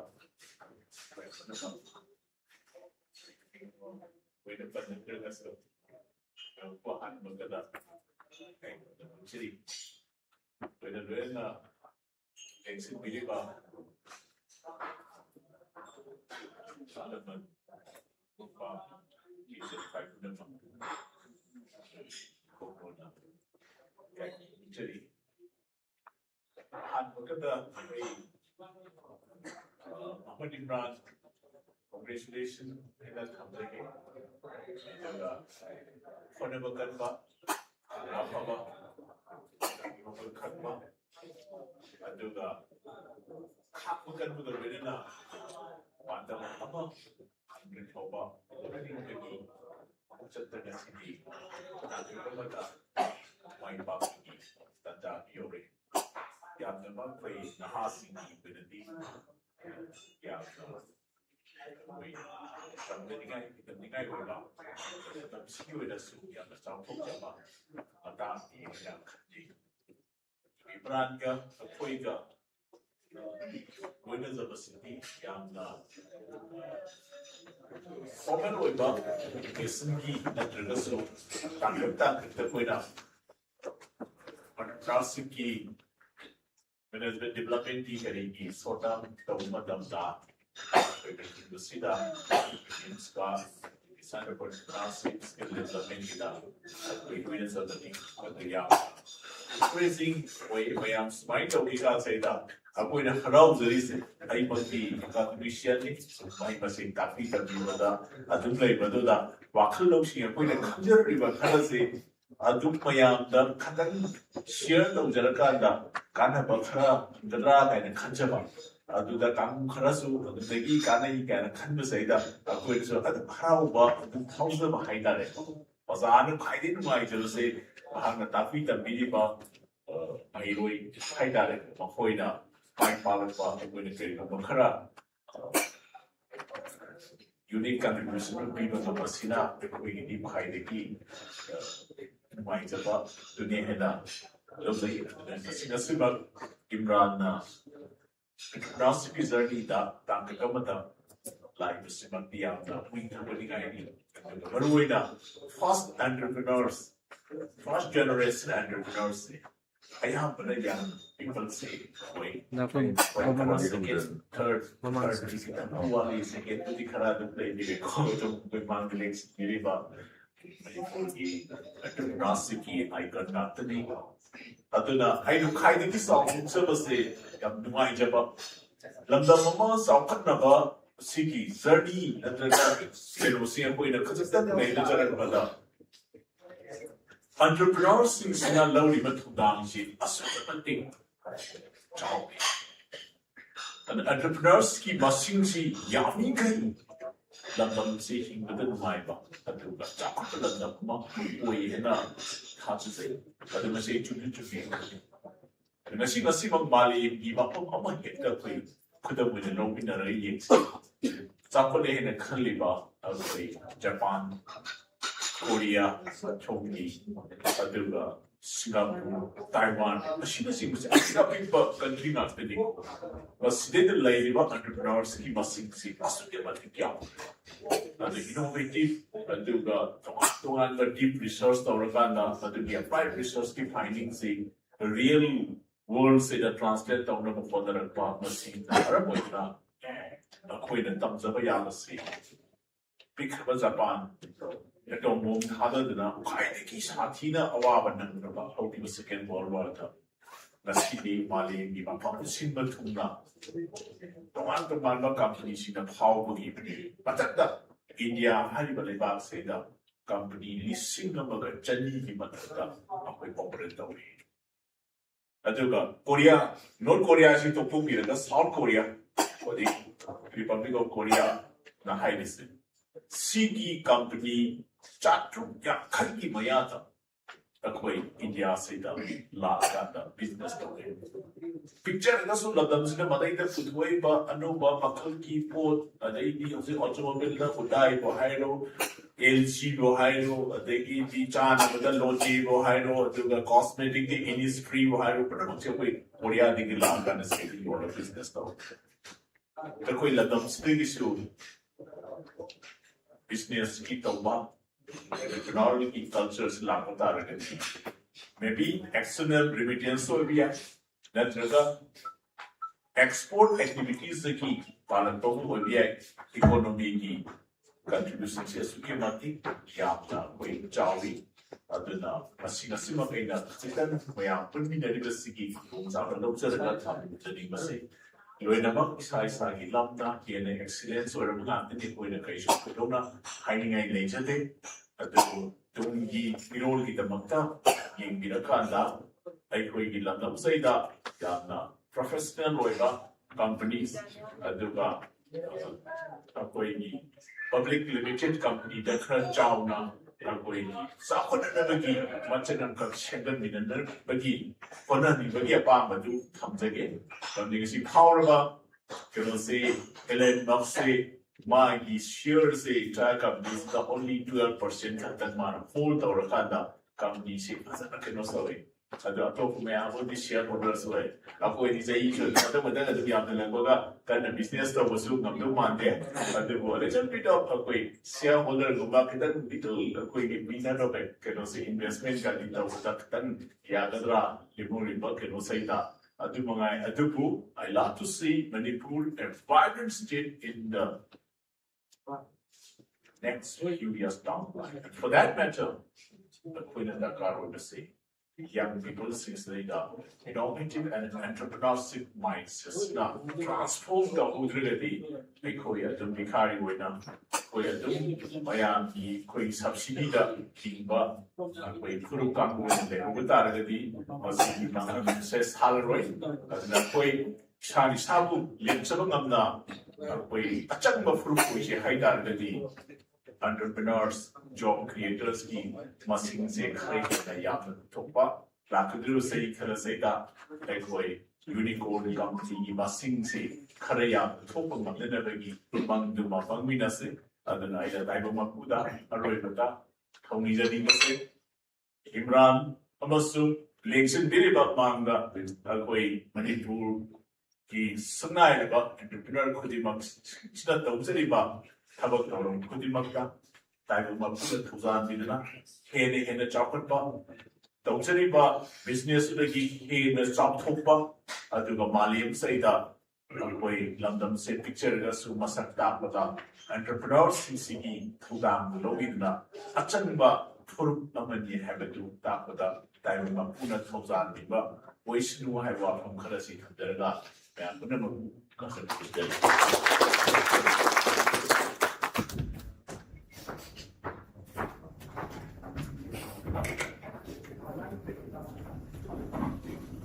Tarajari, Ikakunazariba Director, Research and Development Manipur University, Ningoya Panjarabada, Dr. Ivo Holmaki, Nasi Tormasika Marilena, Tentakpa, Wahimanga, Tamiramba, and I didn't talk from Duxari.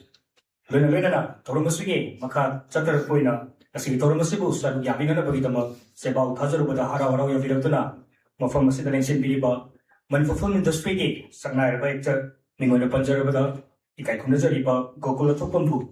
Fakta Sondalin Chimpina Bandalusari.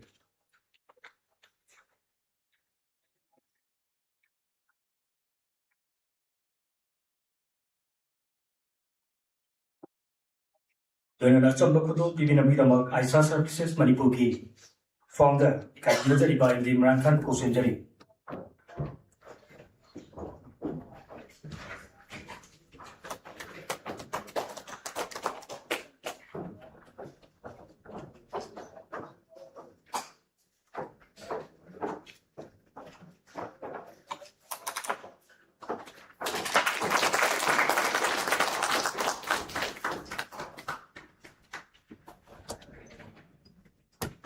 Tarajari, Ikakunazari, Fulfillment Industry, Actor on the people of Kukula Tofundu. When a Tormasiki, Maka Chatter Poina, Ikakunazari, Mims Department, Hoji Professor in the video by Ikakunazari Boza, Zivon Sermabu, Masika Tormasika Marilena, Kentapa, Himata, Kantabina about Kosinjari.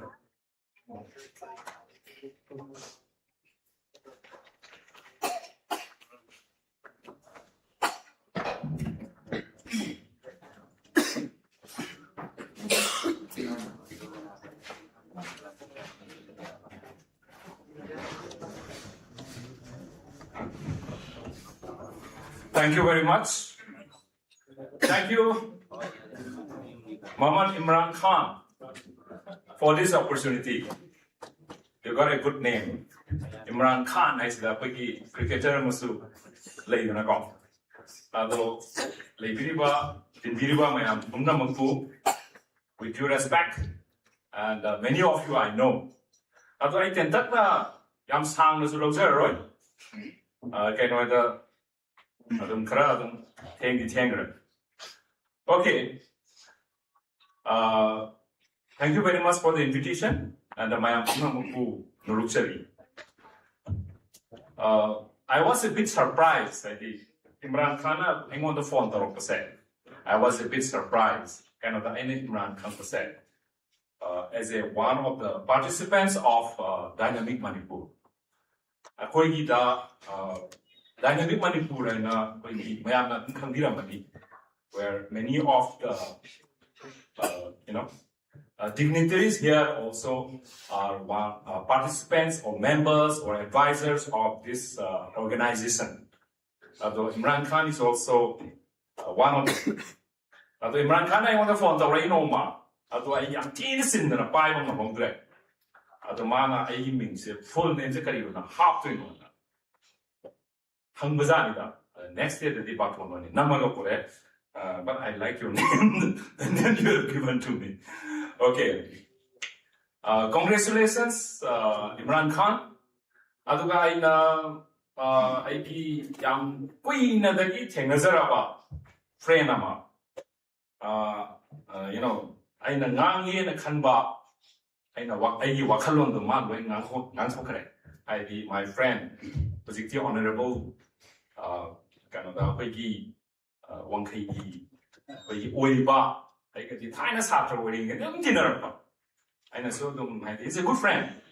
Man, I am going to But one thing I admire about Muhammad Imran Khan is that he remembers tiny missing meticulous details. ꯍꯥꯏꯗꯤ ꯃꯤꯁꯤꯡꯁꯤꯒꯤ ꯃꯥꯅ contributions ꯃꯌꯥꯝ ꯑꯃ ꯀꯥꯎꯕꯗꯨꯃꯗꯤ I really appreciate you.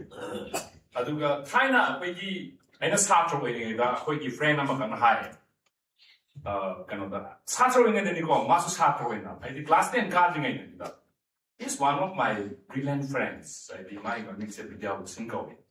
ꯃꯥꯅ ꯍꯥꯏꯕ ꯑꯃ ꯂꯩ ꯁꯤꯕꯣꯟ ꯑꯩꯈꯣꯏꯒ ꯋꯦꯁꯇꯔꯟꯒꯤ ꯃꯤꯁꯤꯡꯁꯦ ꯈꯦꯠꯅꯕ ꯑꯃ ꯂꯩ. ꯀꯩꯅꯣ ꯍꯥꯏꯔꯀꯥꯟꯗ ꯃꯣꯏꯁꯦ ꯑꯣꯖꯥ ꯅꯥꯏ ꯍꯥꯏ. ꯑꯗꯣ ꯑꯩꯒꯤ a very good friend ꯑꯣꯖꯥ ꯀꯤꯁꯣꯔꯁꯤꯞꯅ ꯌꯥꯝ ꯇꯣꯏꯅ ꯍꯥꯏꯕ ꯑꯃ ꯂꯩ. ꯀꯩꯅꯣꯗꯤ ꯅꯪꯒꯤ ꯃꯦꯟꯇꯔ ꯑꯃ ꯊꯝꯃꯨ. Okay, that is what it is. ꯑꯩꯈꯣꯏꯒꯤ ꯂꯥꯏꯐꯁꯦ ꯁꯛꯁꯦꯁ ꯑꯣꯏꯒꯦ ꯀꯣꯆ ꯑꯃ ꯊꯝꯃꯨ. ꯑꯗꯨꯅ Imran Khan, it's so nice that you are keeping so many courses in your life. See, I appreciate the way. Okay, this is one thing. I think atopa amana. Aina som haidi ai thazazaba amani. Aina masi forum kudimakta high. Right from 2004, I have been telling. Okay, I observe am tawe. Akoi Manipur na the follow to the bamlay. Akoi pai puna hairama mark and work at the minasi na sana sin the komundai. Other every lecture, every forum that high in the Canada. Manipur is somewhat say right that there's one thing that we need to do. I think I know. When my day on the fighting Pazanas high, I need English stay young money. English stay young money, materials in Pazayo. Kainwaka Wangang Sana. Aduna Imran Khan ki Wangang Sangam Pazay. Upon at last school the fighting number one that the bigger of say. Wangang Sangam say. Wangang Sangam say Pazaraga is a Punjale. Wangang Sang is a Pazari kind of.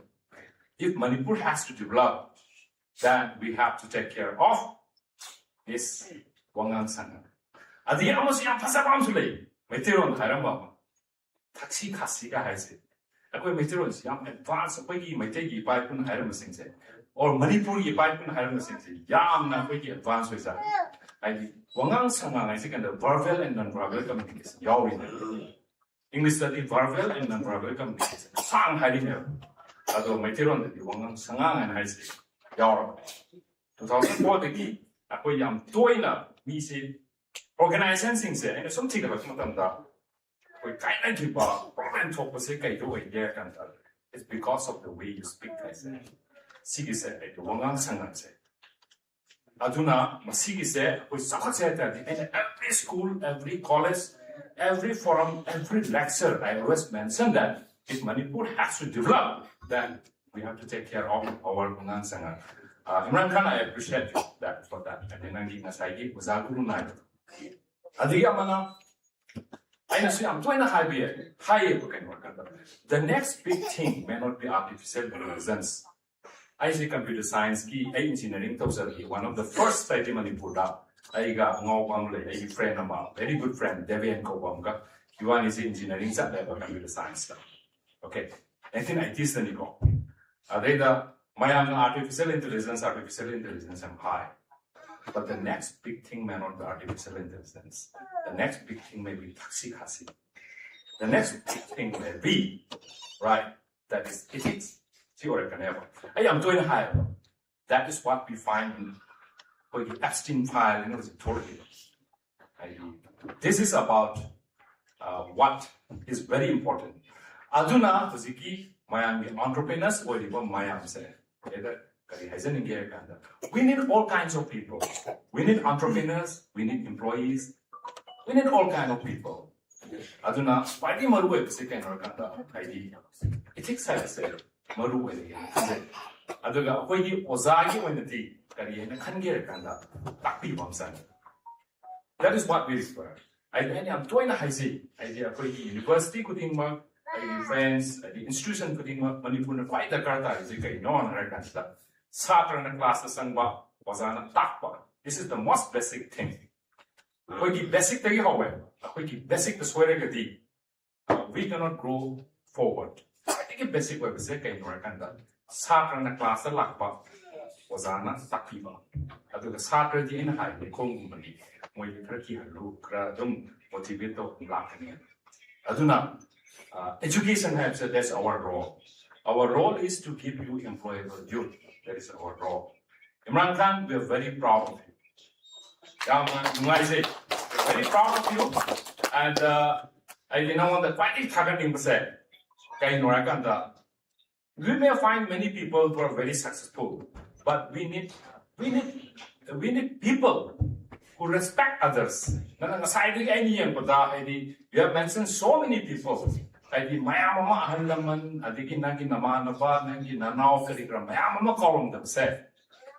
this is the most important.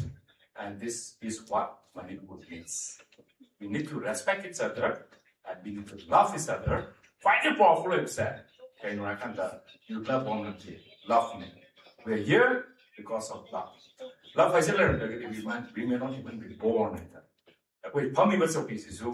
Someone cared for us, that's why they cheer for us. So when we love each other, when we support each other, everything is possible. Thank you very much and wish you good luck.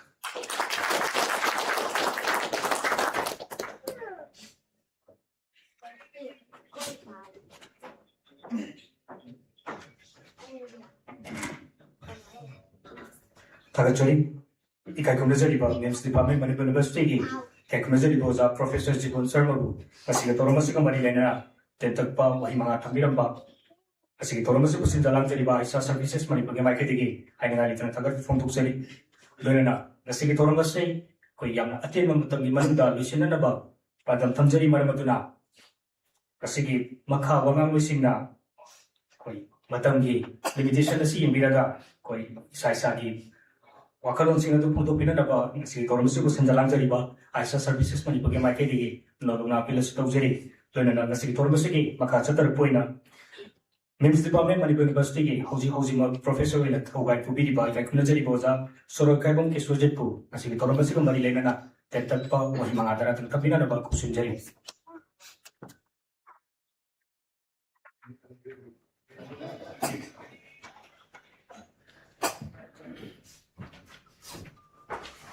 Thank you. 한도막다 임란 로그인만 공수에서 하자게 그거만 services.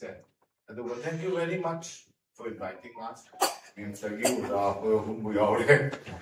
it's an opportunity for all of us. We respected Kamusing Sir Singh, and my dear friends, colleagues. I am Punamanpu Nazari, Nazari. Hey, yam sang hajar rogi apoy wajani na dunga buki. Can say it's a normal practice. 1 hour, 2 hours, I'm saying. Aduna tabada. What I would like to tell you, I should belong to the means change the since then entrepreneurship sum high, but fair way was always as to ngamile unless and until you come.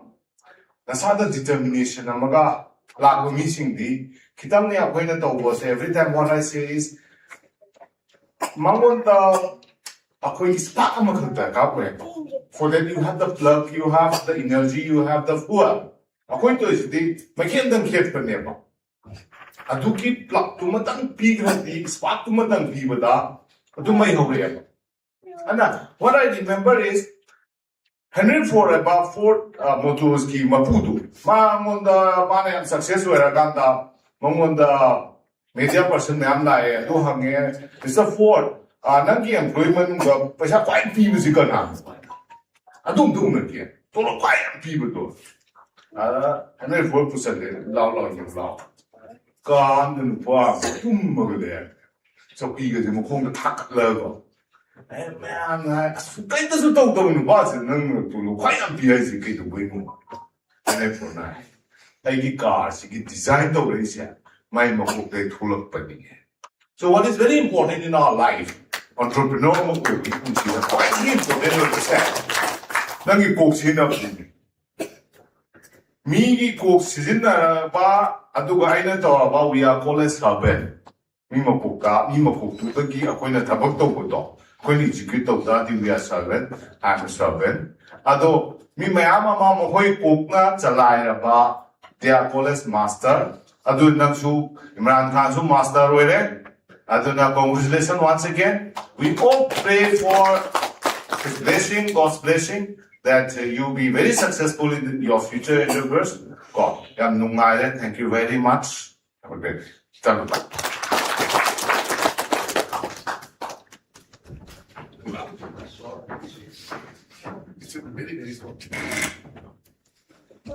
Thagachari, ikai kumnajari ba Professor Sorokapon Kisorjit, Mensi pa Manipur University po, nasi Tormosi ka Manilena na, tentat pa wahi mga taratang tapiram pa, Aisa Services Manipugi Marketing, ay nangali ka nagtagan fungkong sari madi ikai kumnajari. Doon na Tormosi, maka chatar po na ikai kumnajari pa, Ligla Foods Private Limited, ki hoji ma found way na libiri pa, Zoy Kumar Tanzambu, nasi Tormosi ka Manilena na, tentat pa wahi mga taratang tamina na pa dolok sari.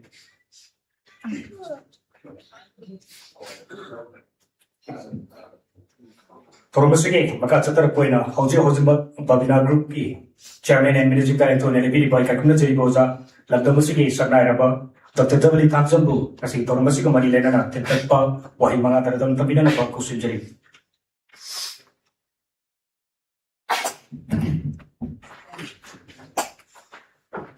Tinbir ba may ampuno magkukurimjari.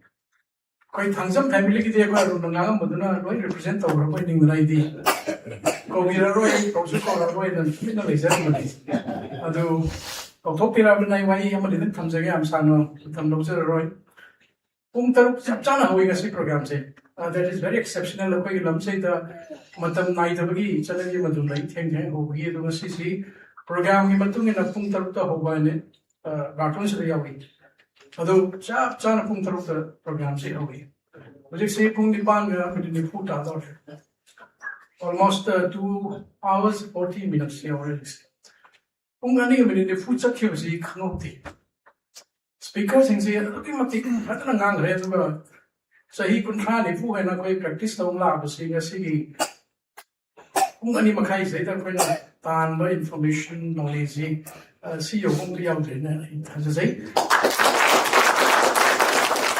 Minute ani makai ohungi tokta piram ba points in dona sai ki pungani makai ki lecture amadi hai na information hai le yose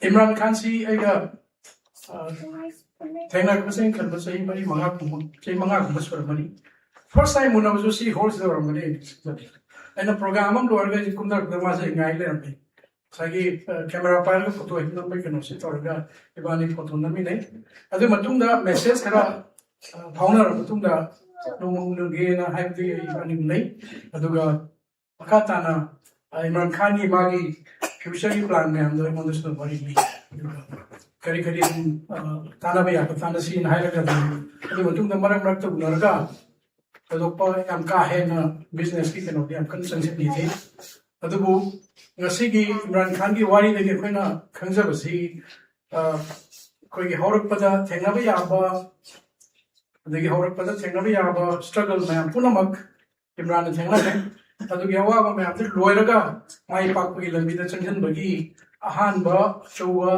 achievement amagi celebration ni mayam pundi ribisi aisha koi services na koi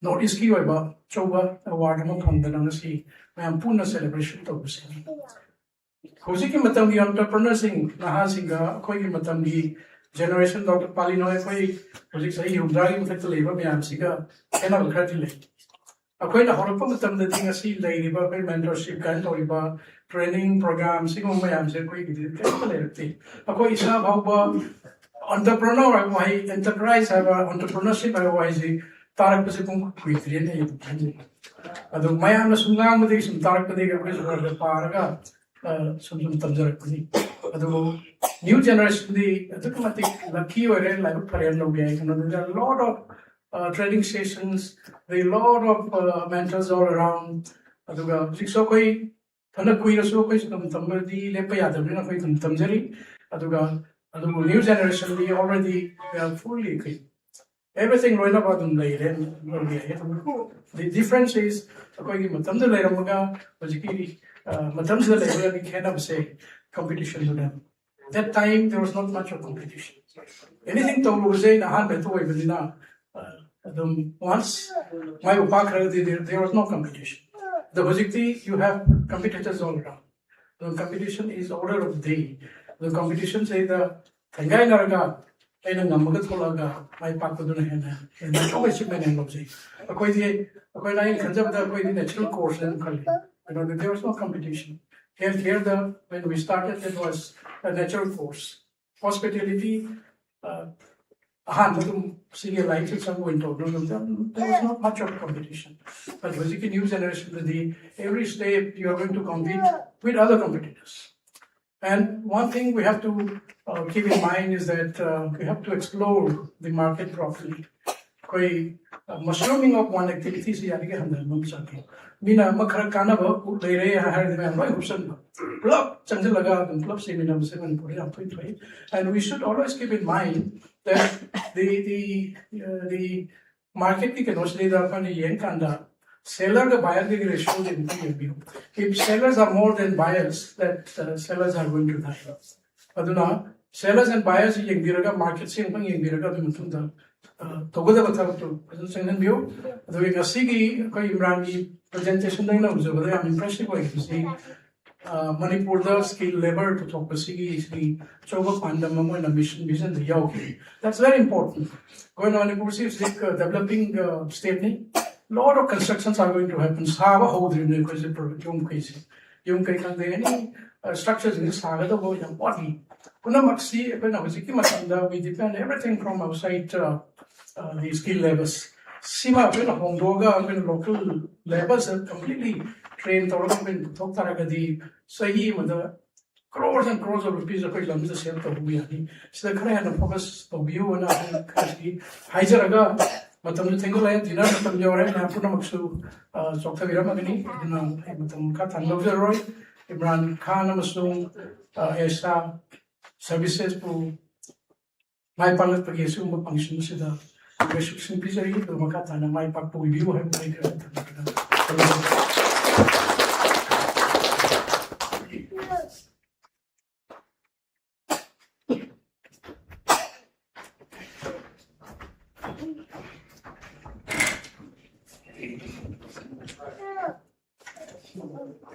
Tagachari, Ikai Kumajari, Chairman and Managing Director, Bavina Group, Mingona Panjarabada, Kumajari Bosa, Tata Council, as in Tormasico Marilena, Tentapa, Watamata, and Tamiramba, I know I did a Tata from Tuxari.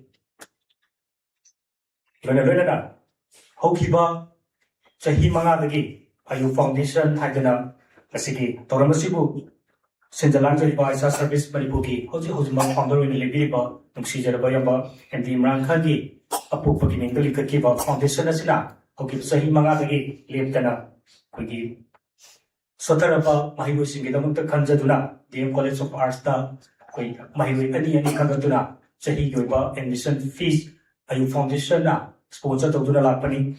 Chaliba Sahi Sigisu, Hariba Mahibu Anika, Okotabagi, Kanjadu. And the Manjur, Dhanamajuri, College of Arts, Apakang Sotalika Pirkadilon and Kulakam Sahil, TM College of Arts.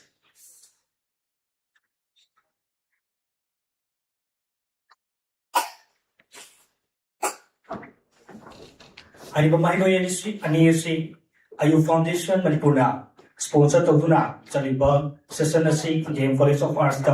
Hojimba, my Tamliba Mahini, I am Mahino, Aliasida, Kutupu, Pibina Midamagi, Kaikunajaba, Professor El Suras, Hasodi, PG Department of Political Science, but Dhanabajur University, Kaikunajari Bozana, Achamba Kutolis, the beginning.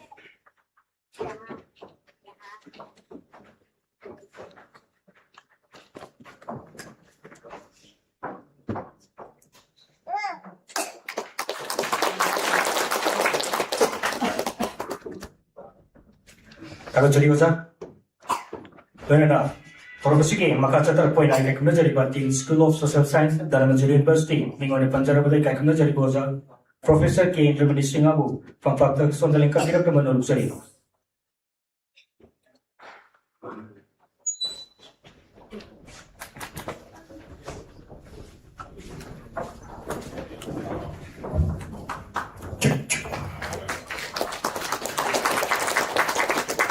Tagachari Waza, Ikai Kakunajari, Dean, School of Social Science, Dharamjiri University, Mengoni Panjarabada Professor K. Endramani Sringa, Lodana Ayu Foundation Manipurna, sa hoki ba sa mga dagi, lep na sa turki ba, pagi sotaraba mahiwasin po, awang patata mahiwasin, tamba panghanan na bagay tamba kanaraki ba, adukumba, kung tanga do, sa hiya siguro na su, hay ba mahiway ni sige, mahaki, admission fees, foundation na sila sponsor to na, hausin ba, Dharamjiri College of Arts ta masing tabi ba mahiwasin ni, Luna na turun sige, maka sa tarpoy na sige turun masibu, sa gyana na bagay tamba siya ba, taja do na, Hajar bu matamda haraw-haraw ya vira tuno from the election pini pa labda masigi sangai ba osasing lona na tongan ba silpam kaya mal pabiri pa ikai kumna jari pa entrepreneur swing puna murpu masigi turun masigi koi tongan ba makagi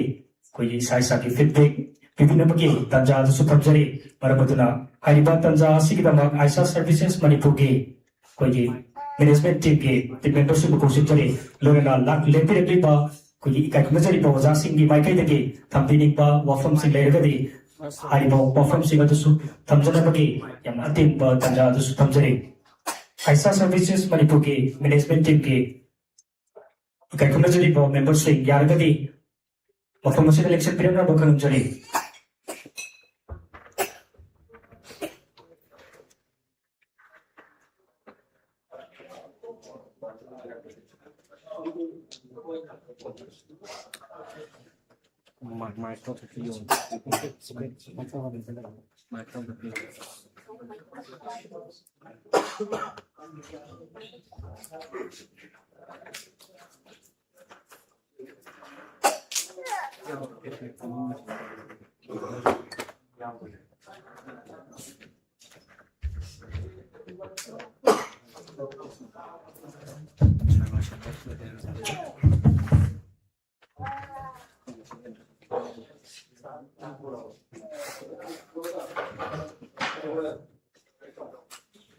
Kalau mesti kembali jadi na, feeling pa, kuyi kai kami jadi dosa sih na, feeling apa kita jadi selama ini sih.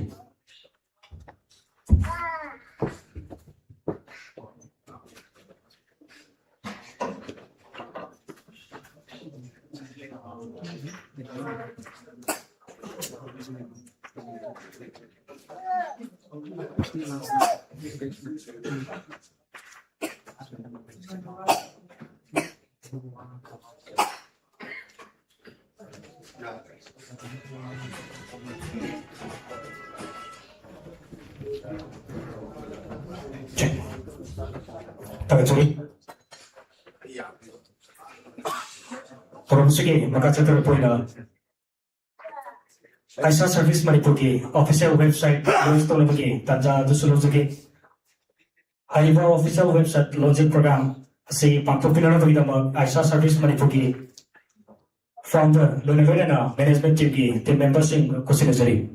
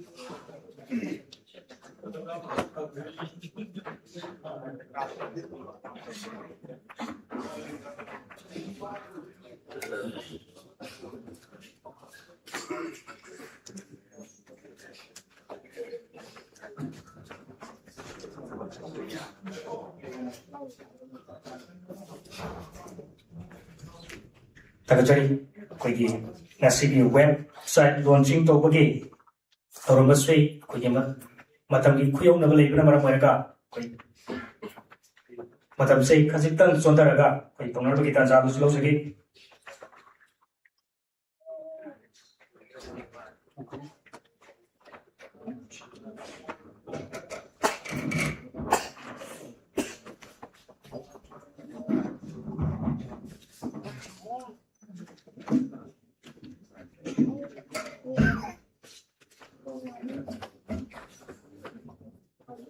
Tarjari Toromasi Losilan Pagi Takat Wahi Pipina Magidama Kasi Toromasibu Aiga Ko-host Wina Topangza Kiba Kai Kumnajari Pi Gauri Hakumpu Kausinjari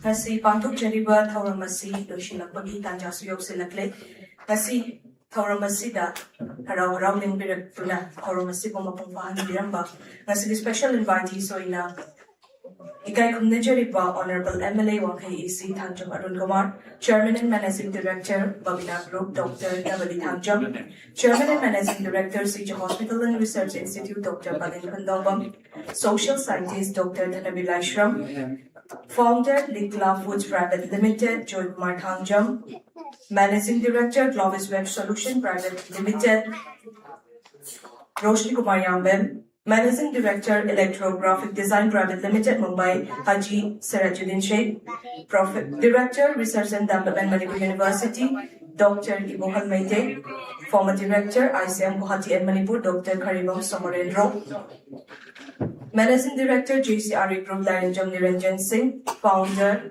SS Electronics Saranjan Prasabol Sen, Founder Mahila Foods Sobra Devi, HOD PZ Department of Political Science Dhanamanjuri University Professor M. Suraj, Professor K. Indramanesan, Dean School of Social Science Dhanamanjuri University, Rahijuddin Sek, Principal Mayar College, Dr. Achumba, Managing Director SN Diagnostic, Dr. Yumkhai Bam, Director Founder GR Hospital and Research Institute, Sek Nur Hassan, Founder Kanglipag Interior, Professor Jivan Maite, M. Ngafigani, Professor Jivan Sarma, MEMS Department, Manipur University, Founder Mountain Gym, Naurem, London, MEMS Department, Manipur University, Professor Sorokayo Kesojit, Loyla Nangasi, Thauramasidat, Lengbirat Kiba, Ikai Kumnajariba, Kuding Mapushu, Tagato Fondok Jari, Loyla Nangasi, Thauramasiba Gabriel Tobi Kiba, Media Tim, Loyla Lengbirat Kiba Pai, Kuding Mapu, Aroibuda Amuka Hanay Kokona Kurum Jari, Abadi Thauramasi, Loshina Bagitanja, Dukatan Shai de Lojagi, Nasiki Thauramasi, Loshin Pagaloina Nangasi. Thauramasi ka mari leina chaplin na makhagsu sinjari masi mayang pun harau harau hawa haktaba thidana chaplin kasi phangmina na thauramasi kaina na bagya ta do mayang pun na bichari